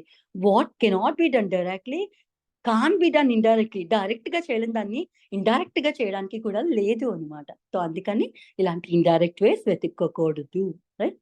ఇంకా అప్లికేషన్ ఎప్పుడు పెట్టుకోవచ్చు చెప్పేసాను కదా, అట్ ఎనీ స్టేజ్ పెట్టుకోవచ్చు.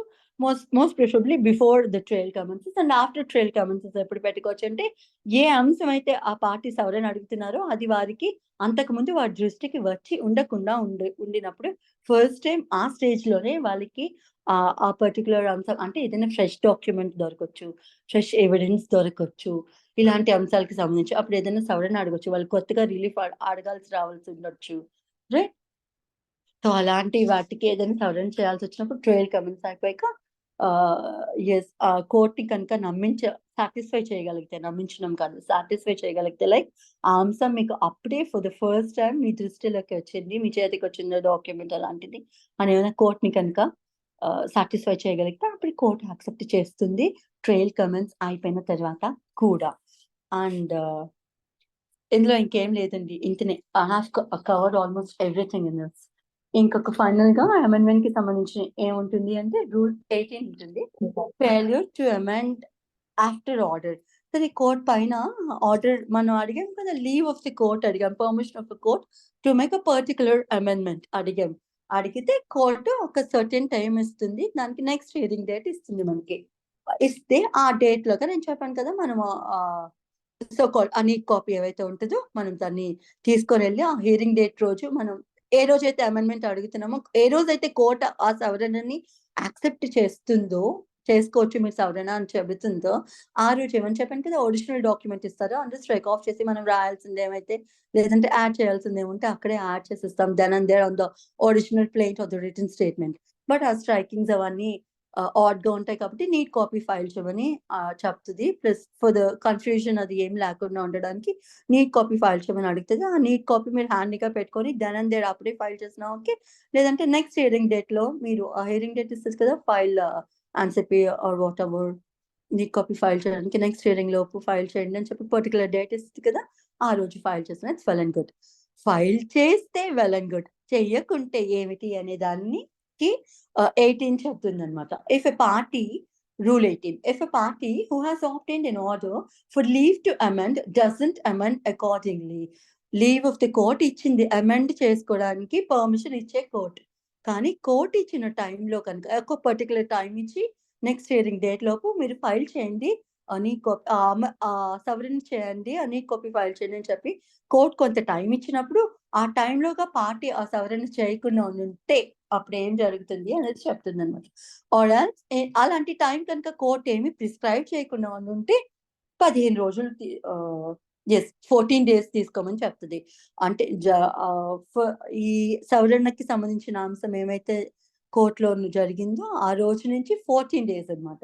14 days లో అంటే కోర్ట్ పర్మిషన్ ఇచ్చిన 14 days లో ఏదైనా పర్టికులర్ డేట్ ఇస్తే well and good, hearing date ఇవ్వకుండా ఉండుంటే కనుక కోర్టు సవరణని అలౌ చేసిన 14 రోజుల లోపు you have to do that amendment అనమాట. అమెండ్ చేయకపోతే మళ్ళీ ఇంకెప్పుడు దాన్ని అమెండ్ చేయడానికి కోర్టు పర్మిషన్ ఇవ్వదు అని చెప్తుంది.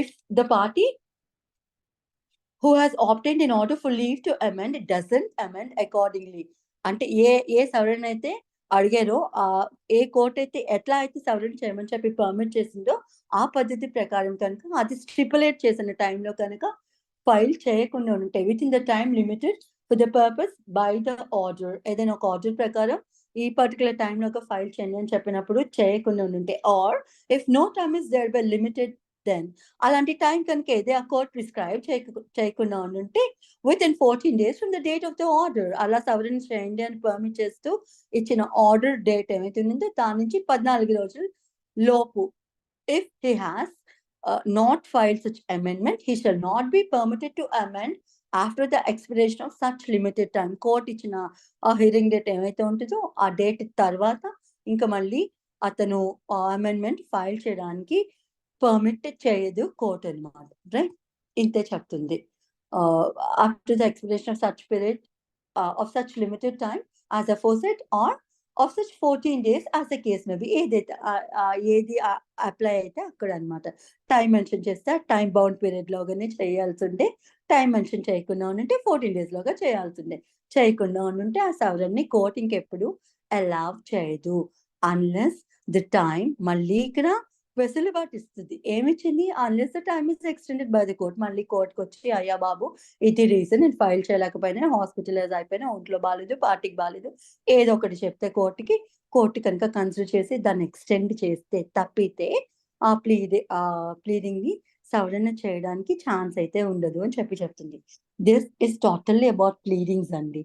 So if you are perfect with regard to this pleadings, ఏ అంశాలు చేర్చాలి, ఏ అంశాలు ఎంతవరకు మాత్రమే రాయాలి, ఏ అంశాలు రాయకూడదు, ఎలా రాయాలి, అవన్నీ మనకి తెలుసుంటే డ్రాఫ్టింగ్ స్కిల్స్ అంటారు కదా, అదంతా ఈ ప్లీడింగ్ లోనే ఉంటుంది అనమాట.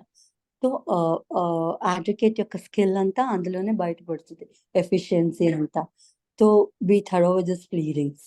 Okay, I'm done with this. Order 6.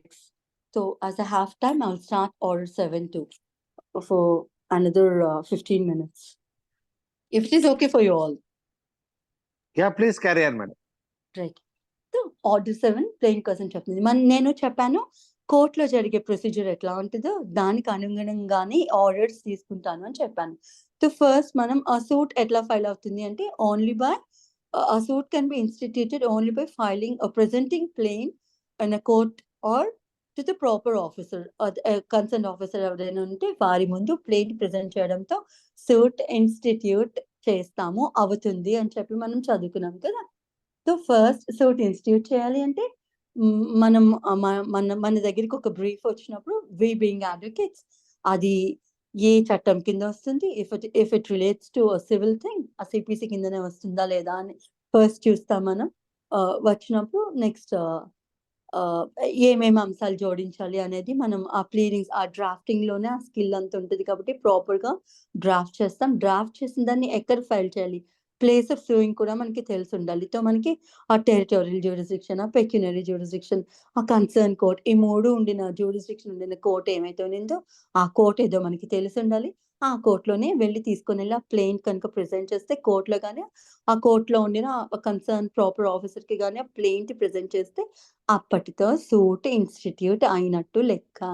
So 2 institute మనం ప్లేంట్ అయితే ప్రెజెంట్ చేయాలి. సో మనం ఇప్పుడు ప్లేంట్ లో రాయాల్సిన అంశాలు plaint being one of the pleading, plaint లో రాయాల్సిన అంశాలు ఏమిటి మనం అన్ని చదువుకున్నాం. ఉండాల్సిన అంశాలు ఏంటి, లేకూడని అంశాలు ఏమిటి, అవన్నీ మనం ప్లీడింగ్స్ లో చదువుకున్నాం. So the next step obviously is we have to know what a plaint is, what are the contents of plaint and what a plaint should include and what a plaint should not include అనేది ఇప్పుడు మనం ఈ order 7 లో చదువుకుంటాం.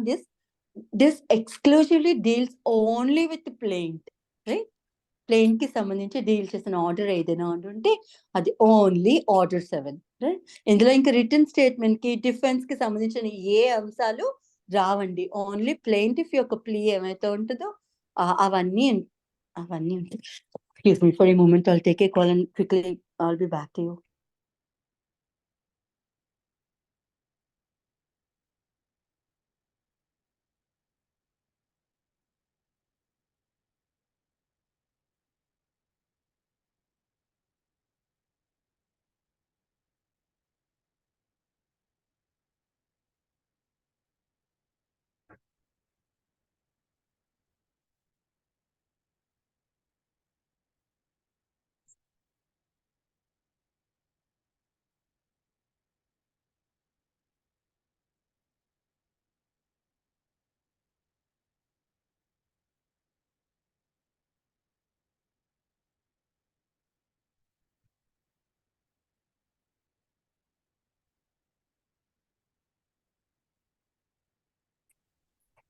Apple, wake up, driver is here. School కి వెళ్ళవా?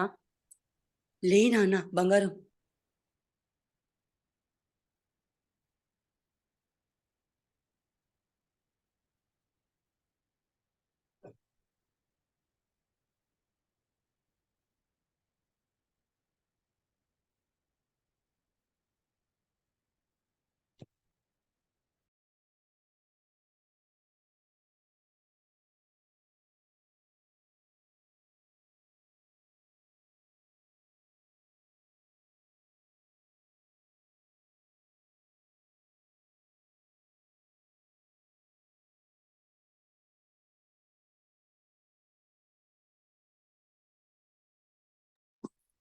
Very sorry and thanks for waiting.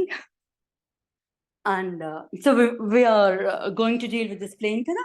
Quickly going into the rule 1. Rule 1 లో ఏం చెప్తుంది of order 7, particulars to be contained in the plane. Plane లో ఉండాల్సిన అంశాలు ఏమైతే ఏముండాలి అనేది రూల్ 1 లో చెప్తారనమాట. So though we all know మనం చదువుకోవాలి కాబట్టి we have to go through all these things. The plane shall contain the following particulars. కిందన మెన్షన్ చేసిన particulars ఏమైతే ఉన్నాయో అవన్నీ ప్లేంట్ లో ఉండాలి అని చెప్తుంది. ఏముంది? Name of the court in which the suit is brought. Obvious గా ఏ కోర్ట్ లో సూట్ ఫైల్ చేస్తున్నామో ఆ కోర్ట్ నేమ్ ఉండే తీరాలి. Then the name, description and place of residence of the plaintiff. Caste రైట్లో రాస్తాం కదా ప్లేంటిఫ్ యొక్క డీటెయిల్స్ అన్ని, తన పేరేమిటి, తన డిస్క్రిప్షన్, ఏజ్, ఆక్యుపేషన్ ఎక్సెట్రా ఇవన్నీ రాస్తాం కదా, రిలీజియన్ అవన్నీ. And then with the place of residence ఆ అడ్రస్ కూడా మెన్షన్ చేస్తాం కదా, అది కూడా ఉండాలి ప్లేంటిఫ్ ది. And then the name, description and place of residence of the defendant. Simultaneously defendant యొక్క description కూడా అందులోనే ఉండాలి, రైట్? అక్కడ మనం కన్సిడర్ చేయాల్సిందంటే so far they can be ascertain అని రాస్తారు. ఎంత చక్కగా రాస్తారో చట్టం రాసినప్పుడు. అంటే మనకి తెలిసే తీరాలి అని రూల్ లేదు. వాళ్ళ అడ్రస్, వాళ్ళ పర్టికులర్స్ అవన్నీ మనకి తెలిసి ఉండొచ్చు, తెలియకపోవచ్చు. సో మీకు ఎంత తెలిస్తే అంతే రాయండి అని చెప్పి రాస్తారనమాట. మీరు ఎంత అసర్టైన్ చేయగలుగుతారో అంత మేరకు ఆ name, description, place of residence of the defendant so far as they can be ascertain, ఎంతవరకు మీరు మీకు నాలెడ్జ్ ఉన్నిందో అవి మెన్షన్ చేయండి అని చెప్పి రాస్తారనమాట, right? And then where the plaintiff or the defendant is a minor or a person of unsound mind, a statement to that effect. General గా plaintiff major అయితే it's well and good, but if he's a minor he'll be represented by a person called next friend madam. Next friend madam. Next friend. obviously kada. So the plaintiff is a minor, and if is represented by an ex friend or in a representative capacity of a guardian, appudu aa amsam kuda rasi tirali. Plaintiff minor, andike this person is represented by so and so person on his behalf అని చెప్పి mention చేయాలి, చేసే తీరాలి plaint లో అని చెప్పి చెప్తున్నారు, right? And then similarly, same is the case with defendant. Defendant కనుక minor అయ్యుండి if is represented by a guardian madam. Guardian. అయితే ఆమ్సన్ కూడా రాయాలి, లేదా మైనర్ కాకుండా if is of unsound mind, like a insane person లేకపోతే మైండ్ స్టెబిలిటీ లేని వ్యక్తి అయి ఉంటే ప్లేంటిఫ్ కానీ డిఫెండెంట్ కానీ ఆ అంశం కూడా ప్లేంట్ లోనే రాయాలి. అంటే ప్లేంటిఫ్ ఇన్సైన్ అయితేనే కాదు, డిఫెండెంట్ ఇన్సైన్ అయినా సరే కూడా మెన్షన్ చేసే తీరాలి ఆ అంశం అందులో. And then ఇంకేం రాయాలి, the facts constituting the cause of action on when it arrives. Cause of action ఏంటి, ప్లేంటిఫ్ యొక్క కాజ్ ఆఫ్ యాక్షన్ ఎలా అరైజ్ అయింది అది కూడా రాసే తీరాలి, రైట్? అండ్ దెన్ ఇంకా ఏం రాయమంటున్నారు, the fact showing the court has jurisdiction. And మనం మొత్తం ఆ కాజ్ ఆఫ్ యాక్షన్ అవన్నీ రాసేసిన తర్వాత ఏం రాస్తామంటే దిస్ కోర్ట్ హ్యాస్ జ్యూరిస్డిక్షన్ అని చెప్పి కూడా రాస్తాం అనమాట, to entertain this particular suit అని చెప్పి. అండ్ ఇంకా ఏం రాస్తాం, రిలీఫ్స్ రాస్తాం. మనం ప్లేంటిఫ్ ఏం రిలీఫ్ అడుగుతున్నారు కోర్ట్ నుంచి అనేవి ఆ రిలీఫ్స్ కూడా రాస్తాం. ప్లేంటిఫ్ క్లెయిమ్స్ ఏవైతే ఉంటాయో అవన్నీ కూడా ప్లేంట్ లో రాస్తాం. ఇంకా the plaintiff has allowed set off or relinquished a portion of his claim, the amount so allowed or relinquished అది కూడా మెన్షన్ చేసి తీరాలి. ప్లేంటిఫ్ కనుక ఏదైనా సెట్ ఆఫ్ అలౌ చేస్తే, set off in the sense మనం రిటర్న్ స్టేట్మెంట్ లో order 8 లో వస్తాయి మనకి సెట్ ఆఫ్ అని కౌంటర్ క్లెయిమ్ అనే అంశాలు మనకి అందులో వస్తాయి, because they are claimed by the defendant. అందుకని మనం అక్కడే చదువుకుంటాం. సో బేసిక్ గా సింపుల్ గా చెప్పాలి, సెట్ ఆఫ్ అంటే డిఫెండెంట్ కి కూడా ప్లేంటిఫ్ కి అగైనెస్ట్ గా ఏదైనా క్లెయిమ్ ఉండినప్పుడు అది మనీ క్లెయిమ్ అయినప్పుడు డిఫెండెంట్ ఏం అడుగుతారు, నేను మీకు ఇవ్వాలి, సరే వెల్ అండ్ గుడ్, మీరు కూడా నాకు ఇవ్వాలి కదా, అది డిడక్ట్ చేసుకొని అప్పుడు నేను మీకు ఇవ్వాల్సింది ఏమైతే ఉందో అది ఇస్తానని చెప్పి సెట్ ఆఫ్ అడుగుతాను. అది డిడక్ట్ చేయండి అని చెప్పి అడుగుతున్న అంశం ఏమైతే ఉందో we call it set of అనమాట. సో అలాంటి సెట్ ఆఫ్ ఏదైనా సరే ప్లేంటిఫ్ యాక్సెప్ట్ చేస్తే అది కూడా రాయాలి. అంటే ఫస్ట్ ప్లేంటిఫ్ చెప్పేస్తున్నారు నాకు డిఫెండెంట్ 5 లక్షలు ఇవ్వాలి, అందులో నేను డిఫెండెంట్ కి 2.5 లక్షలు ఇవ్వాలి. సో ఆ 2.5 లక్ష ముందు ప్లేంటిఫే చెప్పేస్తారు, 2.5 లక్ష డిడక్ట్ చేసి సెట్ ఆఫ్ చేసేసి ఆ 2.5 లక్ష నాకు ఇప్పించండి అని చెప్పి ఆ అంశం అయితే ప్లేంట్ లో రాస్తారట. లేదు, ఇఫ్ హ్యాస్ వాలంటరీలీ రెలింక్విష్డ్ అంటేనే ఆబ్వియస్ గా వాలంటరీగా వదిలేసుకోవడం. ఏదైనా క్లెయిమ్ ఆ పోర్షన్ ఆఫ్ క్లెయిమ్ ప్లేంటిఫ్ కావాలని వదులుకుంటే ఆ వదులుకున్న అంశం కూడా రాయాలి అనమాట. ఫర్ ఎగ్జాంపుల్ చెప్పండి కదా, జ్యూరిస్డిక్షన్ ఇష్యూస్ వచ్చినప్పుడు ఇలాంటివి అక్కడనే తగులుతాయి. ప్లేంటిఫ్ కి ఏదైనా తనకి దగ్గరగా ఉండిన కోర్టులోను ఒక సూట్ ఫైల్ చేయదలుచుకున్నారు. ఆ సూట్ లో తనకి యాక్చువల్ గా అడగడానికి రిలీఫ్ అడగడానికి ఆ పెక్యునరీ లిమిట్స్ ఏమైతే ఉంటున్నాయో అవి ఆ కోర్ట్ జ్యూరిస్డిక్షన్ ఎక్సీడ్ అయిపోయి ఉంటాయి. ఫర్ ఇన్స్టెన్స్ తనకి ఒక 25 lakhs ఆపోజిట్ పర్సన్ నుంచి అడిగే రైట్ ఉండే ప్లేంటిఫ్ కి, కానీ తనకి ఫీజిబుల్ గా ఉండిన court JCJ court pecuniary jurisdiction only 20 lakhs. So తను ఏం చేస్తారంటే ఆ 5 lakhs వాలంటరీగా వదులుకుంటారు. 5 లక్షల కోసం ఇప్పుడు అంతంత దూరాలు వెళ్ళి ఎవరు తిరుగుతారులే, ఇంటి పక్కనే ఉంది కదా, పోతే పోనీ 5 లక్షల తర్వాత చూసుకుందాం, ఈ 20 lakhs వరకు ఫైల్ చేసేస్తానని చెప్పి జేసీజే కోర్టులో ఫైల్ చేసుకున్నారు అనుకోండి. సో 5 లక్షల సొమ్ము ఏమైతే ఉందో అడిషనల్ గా వారు రిలింక్విష్ చేసుకున్నట్టు వాలంటరీగా. సో అలా ఏదైనా రిలింక్విష్ చేసుకుంటే ఒక పోర్షన్ ఆఫ్ అమౌంట్, అది పోర్షన్ ఆఫ్ రిలీఫ్ అదైతే మెన్షన్ చేసే తీరాలి. ఎందుకంటే ఇక్కడ రిలింక్విష్ చేసేసి మళ్ళీ ఇంకొక సూట్ ఫైల్ చేసి అడగడానికి లేదు అనమాట. Court should have clarity about that. కాబట్టి ఆ రిలింక్విష్మెంట్ కి సంబంధించి కూడా ఆ అంశాన్ని ఆ ప్లేంట్ లోను రాసే తీరాలి అని చెప్పి చెప్తుంది. ఇంకా the statement or the value of the subject matter of the suit for the purposes of jurisdiction and of the court fees. ఇంకా మనం లాస్ట్ లో ఏం రాస్తామంటే కోర్ట్ ఫీస్ ఎంత అయింది, ఏపీ కాబట్టి AP court fees and suit valuation act ప్రకారం ఈ suit కి ఇంత వాల్యుయేషన్ ఉండే అని చెప్పి మనం ఆ ప్రాపర్టీకి సంబంధించి ఎంత అవుతుందో కోర్ట్ ఫీ అదంతా మనం అక్కడ మెన్షన్ చేస్తాం కదా. అండ్ ఇంకా ఏం అంశం జ్యూరిస్డిక్షన్ రిలేటెడ్ కూడా రాస్తాం. అండ్ ఇది ఆ కోర్ట్ పెక్యునరీ జ్యూరిస్డిక్షన్ లోనే ఉంది అని చెప్పిన అంశం కూడా మనం మెన్షన్ చేస్తాం, ప్లేంట్ లో చేయాలి అని చెప్పి చెబుతుంది, రైట్? ఇంకా statement the value of the subject matter of the suit for the purpose of jurisdiction and the court fees so far as case admits తో ఈ అంశాలు మాత్రం ప్లెయింట్ లో ఉండే తీరాలి. ప్లెయింట్ అంటేనే ఇవి అన్నట్టు అనమాట, రైట్? కాస్ట్ టైటిల్ ఉంటుంది. కాస్ట్ టైటిల్ అయిపోగానే ప్లెయింటిఫ్ ఏలో ఏ సెక్షన్ ఏ ఆర్డర్ ప్రకారం ఏం రిలీఫ్ అడుగుతున్నారో ఆ చట్టం అయితే అక్కడ మెన్షన్ చేస్తారు. ఇంకా ఆబ్వియస్ గా ది డీటెయిల్స్ అతని డీటెయిల్స్ ఇస్తారు. ప్లెయింట్ డిఫరెంట్ అలా అక్వైంటెడ్ అది రాస్తారు. కాజ్ ఆఫ్ యాక్షన్ అలా అరైజ్ అయింది రాస్తారు. కాజ్ ఆఫ్ యాక్షన్ అయిపోయిన తర్వాత ఇలాంటివి ఏమైనా వాళ్ళు డిఫెండెంట్ మైనరో ఇన్సైనో ఇలాంటివి ఏమైనా ఉంటే ఆన్సర్ మెన్షన్ చేస్తారు.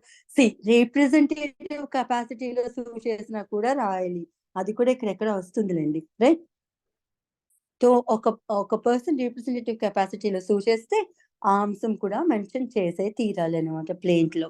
సో ఇటువంటివన్నీ రాస్తాము. రాసిన తక్కువ రిలీఫ్స్ ఏమడిగినాం అవి కూడా రాస్తాము. అండ్ దెన్ కోర్ట్ కి జ్యూరిస్డిక్షన్ ఉందన్న అంశం రాస్తాం. మనం అందులో ఏదైనా మనం రిలీఫ్ రిలింక్విష్ చేసుకున్నా ఏదైనా వదులుకున్నా ఆ అంశం రాస్తాం అందులోను. And then finally court fees కి సంబంధించి రాస్తాం, రైట్?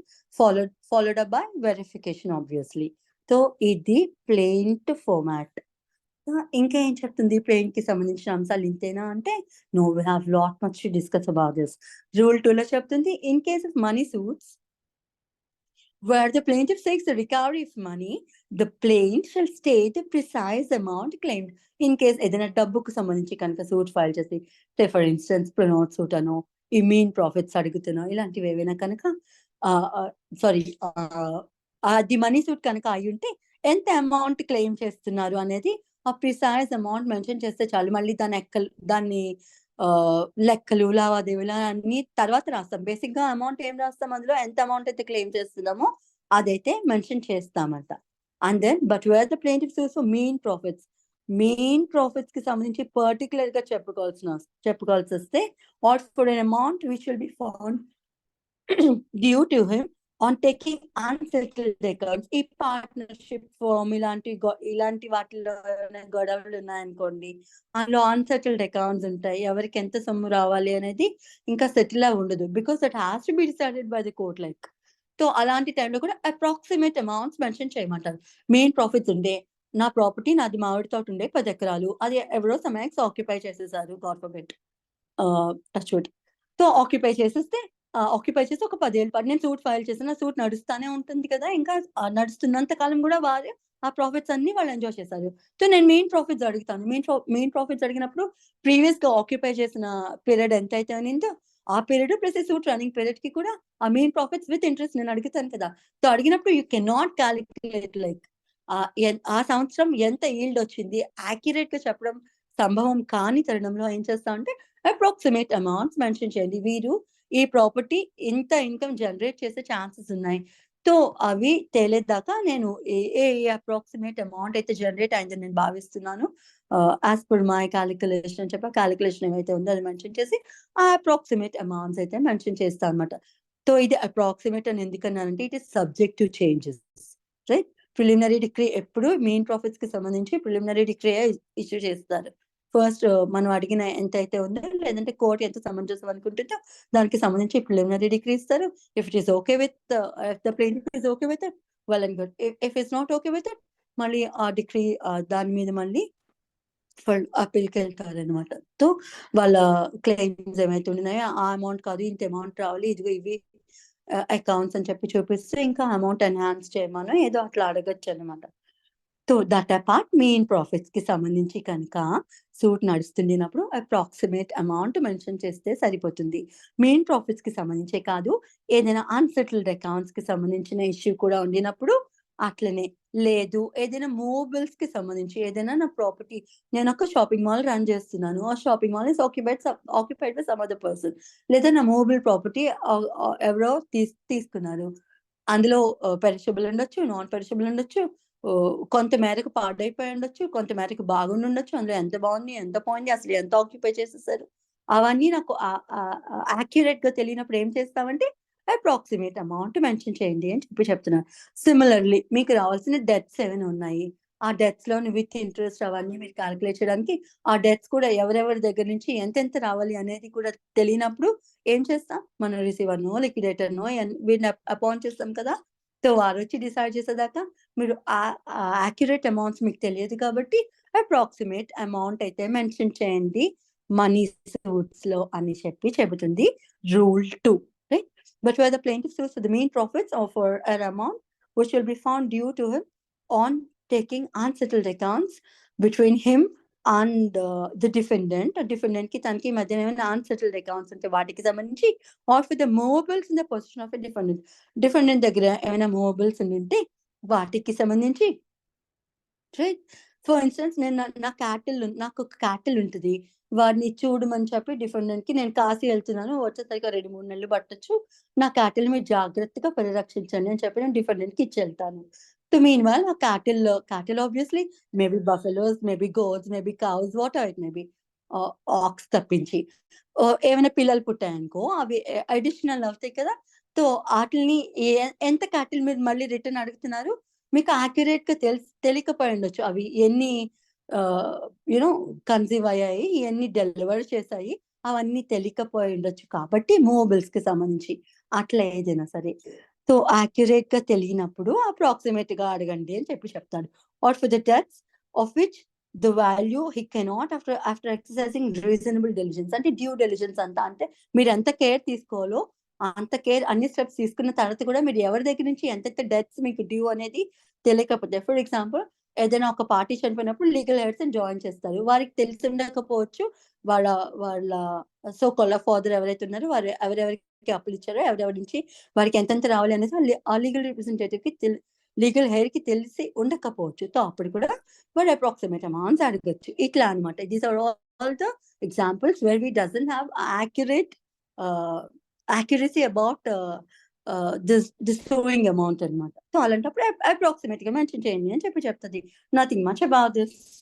ఇంకా రూల్ 3 చెప్తుంది what subject matter immovable property. ఏదైనా ఇమ్మూవబుల్ ప్రాపర్టీ కనుక ఇన్వాల్వ్ అయి ఉంటే ఒక సూట్ లోను ఆ ఇమ్మూవబుల్ ప్రాపర్టీకి సంబంధించిన ఫుల్ ప్లెడ్జ్డ్ డిస్క్రిప్షన్ ఇచ్చే తీరాలి అని చెప్పి చెప్తాను. అండ్ మన అందరికీ తెలుసు ప్లెయింట్ అయిపోగానే ఎండ్ ఆఫ్ ద ప్లెయింట్ లోను ఒక స్కెడ్యూల్ మెన్షన్ చేస్తాం. ఆ schedule is nothing but table of facts కదా. schedule or again one and the same. It is only the only difference is between English and British English. I'm habituated to call it as a schedule only. So ఆ schedule ఏముంటది అంటే description of the property ఉంటుంది కదా, ఆ property ఎక్కడ ఉంది, దాని boundaries ఏంటి, దాని సర్వే నెంబర్ ఏంటి, సో మొత్తం డిస్క్రిప్షన్ అంతా ప్రాపర్టీకి సంబంధించి రాసే తీరాలి. బికాస్ కోర్ట్ కి క్లారిటీ ఉండాలి కదా ఏ మూవబుల్ ప్రాపర్టీకి సంబంధించి ఆ ఇష్యూ నడుస్తుంది అనేది. సో స్కెడ్యూల్ ఫామ్ లోను ప్రాపర్టీకి సంబంధించిన అంత డిస్క్రిప్షన్ ఇస్తాము. ఎస్, అండ్ నేను ఇందాక చెప్పిన పాయింట్ ఇక్కడ వస్తుంది రూల్ 4 లో. Where plaintiff sues as the representative. Plaintiff కనుక రిప్రజెంటేటివ్ కెపాసిటీలో సూ చేస్తూ ఉంటే కొంతమందికి బదులుగా ఈ అగ్రీవ్డ్ పర్సన్స్ లోనే ఎవరో కొంతమంది పర్సన్స్, ఒకరు కానీ కొంతమంది కానీ ముందుకు వచ్చి వారందరి బదులు సూట్ ఫైల్ చేయడానికి కనుక ముందుకు వచ్చి ఉంటే అటువంటి రిప్రజెంటేటివ్ కెపాసిటీలో సూట్ ఫైల్ చేస్తూ ఉండినప్పుడు ఆ అంశం కూడా ప్లెయింట్ లో మెన్షన్ చేసే తీరాలి. Where the plaintiff sues in a representative character, the plaintiff will show not only that he has actual existing interest, ఇది important to note, actual existing interest in the subject matter. వారికి కూడా suit subject matter ఏమైతే ఉందో అందులో interest ఉంది, వారు కూడా బాధితులే, లేకపోతే వారికి కూడా ఇంట్రెస్ట్ ఉంది, వారి రైట్ కూడా ఇన్ఫ్రింజ్ అయింది అని మెన్షన్ చేస్తూ, but that he has taken the steps if any necessary to enable him to institute suit.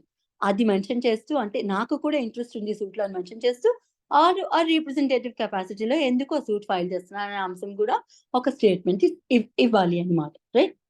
ఏదైనా ఉంటుంటే దానికి సంబంధించి ఎందుకు రిప్రజెంటేటివ్ కెపాసిటీలో ఫైల్ చేయాల్సి వస్తుంది అనే దానికి సంబంధించి ఒక స్టేట్మెంట్ ఇవ్వాలి అని చెప్పి చెప్తుంది. అండ్ దెన్ రూల్ 5 చెప్తుంది defendants interest and liability to be shown.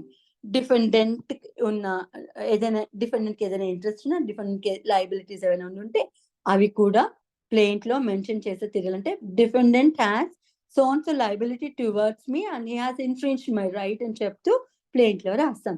The plaintiff shall show that the defendant is or claims to be interested in the subject matter. అంటే మనం ఎవరి మీద సూట్ ఫైల్ చేసామో సో కాల్డ్ డిఫెండెంట్ ఎవరైతే ఉంటారో వారికి ఆ సబ్జెక్ట్ మ్యాటర్ తో సంబంధం ఉండాలి కదా, ఉంది అని ఎస్టాబ్లిష్ చేస్తూ ఒక స్టేట్మెంట్ ఇస్తాం అనమాట.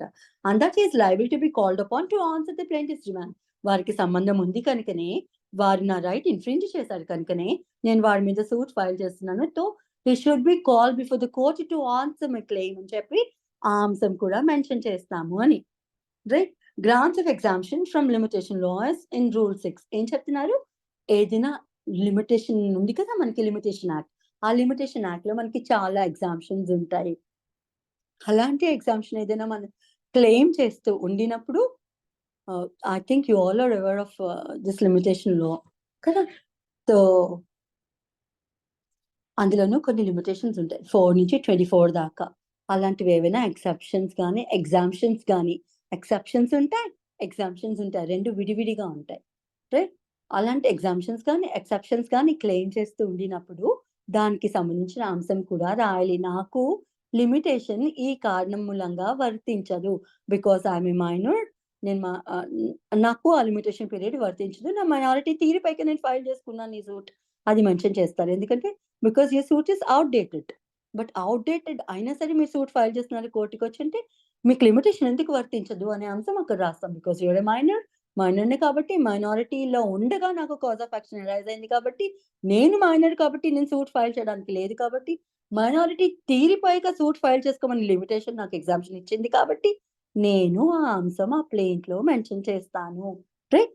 Grounds of exemption from limitation law ఏమైనా ఉండుంటే, లిమిటేషన్ లాలో ఏమైనా ఎగ్జామ్షన్ మీరు తీసుకొని క్లెయిమ్ చేస్తూ ఉండుంటే ఆ అంశం కూడా మెన్షన్ చేసే తీరాలి ప్లేంట్ లో. ప్రొవైడెడ్ దట్, మళ్ళీ దీనికి ఒక ఎక్సెప్షన్ ఇస్తారు. Provided that the court may permit the plaintiff to claim exemption from the law of limitation on any ground not set out in the plaint if such ground is not inconsistent with the ground set out in the plaint. Basic గా ఏదైనా limitation లోను ఏదైనా exemption మీరు తీసుకుంటున్నప్పుడు so call plaintiff ఆ exemption ఎలా తీసుకుంటున్నారు, ఏ exemption తీసుకుంటున్నారు అనేది మెన్షన్ చేసే తీరాలి అని చెప్తున్నారు. But if the plaintiff ఒమిట్స్ to mention it, మర్చిపోయారు, తెలియలేదు, లేకపోతే ఆ అంశం కోసం ప్రస్తావన చేయలేదు, గివ్ 5 minutes ఓకే, ఆ ప్రస్తావన చేయలేదు అనుకోండి, అప్పుడు మరి లాటర్ స్టేజ్ లోను ఆ ఎగ్జామ్షన్ తీసుకోవచ్చా అంటే ఎస్ తీసుకోవచ్చు అనే ఎక్సెప్షన్ చెప్తుంది. Provided it doesn't change the nature of the ప్లేంట్. Like ఆ ప్లేంట్ లో ఏ అంశాలు అయితే ఉన్నాయో ఆ ప్లేంట్ ని డిఫీట్ చేయని అంశం అయితే కనుక అప్పుడు కోర్టు అలౌ చేస్తుంది. సరే మర్చిపోయి సరే అలౌ చేస్తున్నాను, ఇప్పుడైతే క్లెయిమ్ చేసుకోండి అని అంటే you are not barred from filing this plaint అని చెప్పి లాటర్ స్టేజ్ లో ఎప్పుడైనా ఏ డిఫెండెంట్ ఇలాంటి క్లెయిమ్ తీసుకున్నాడు అనుకోండి, this suit is board by limitation ఇట్లా ఏదైనా సరే అలాంటి తీసుకున్నప్పుడు అయ్యో నేను క్లెయిమ్ చేయడం మర్చిపోయినా, ఇదిగో నాకు ఈ డిఫెన్స్ ఉండే లిమిటేషన్ యాక్ట్ ప్రకారం అని చెప్పి ప్లేంటిఫ్ డిఫెన్స్ తీసుకోవచ్చు అని చెప్తుంది. I'll stop this here and the rest of it I'll continue tomorrow because my daughter is having school, right? Please, madam. Thank you. Thank you, madam. Have a nice day, madam. Most welcome, and wish you all a very good day.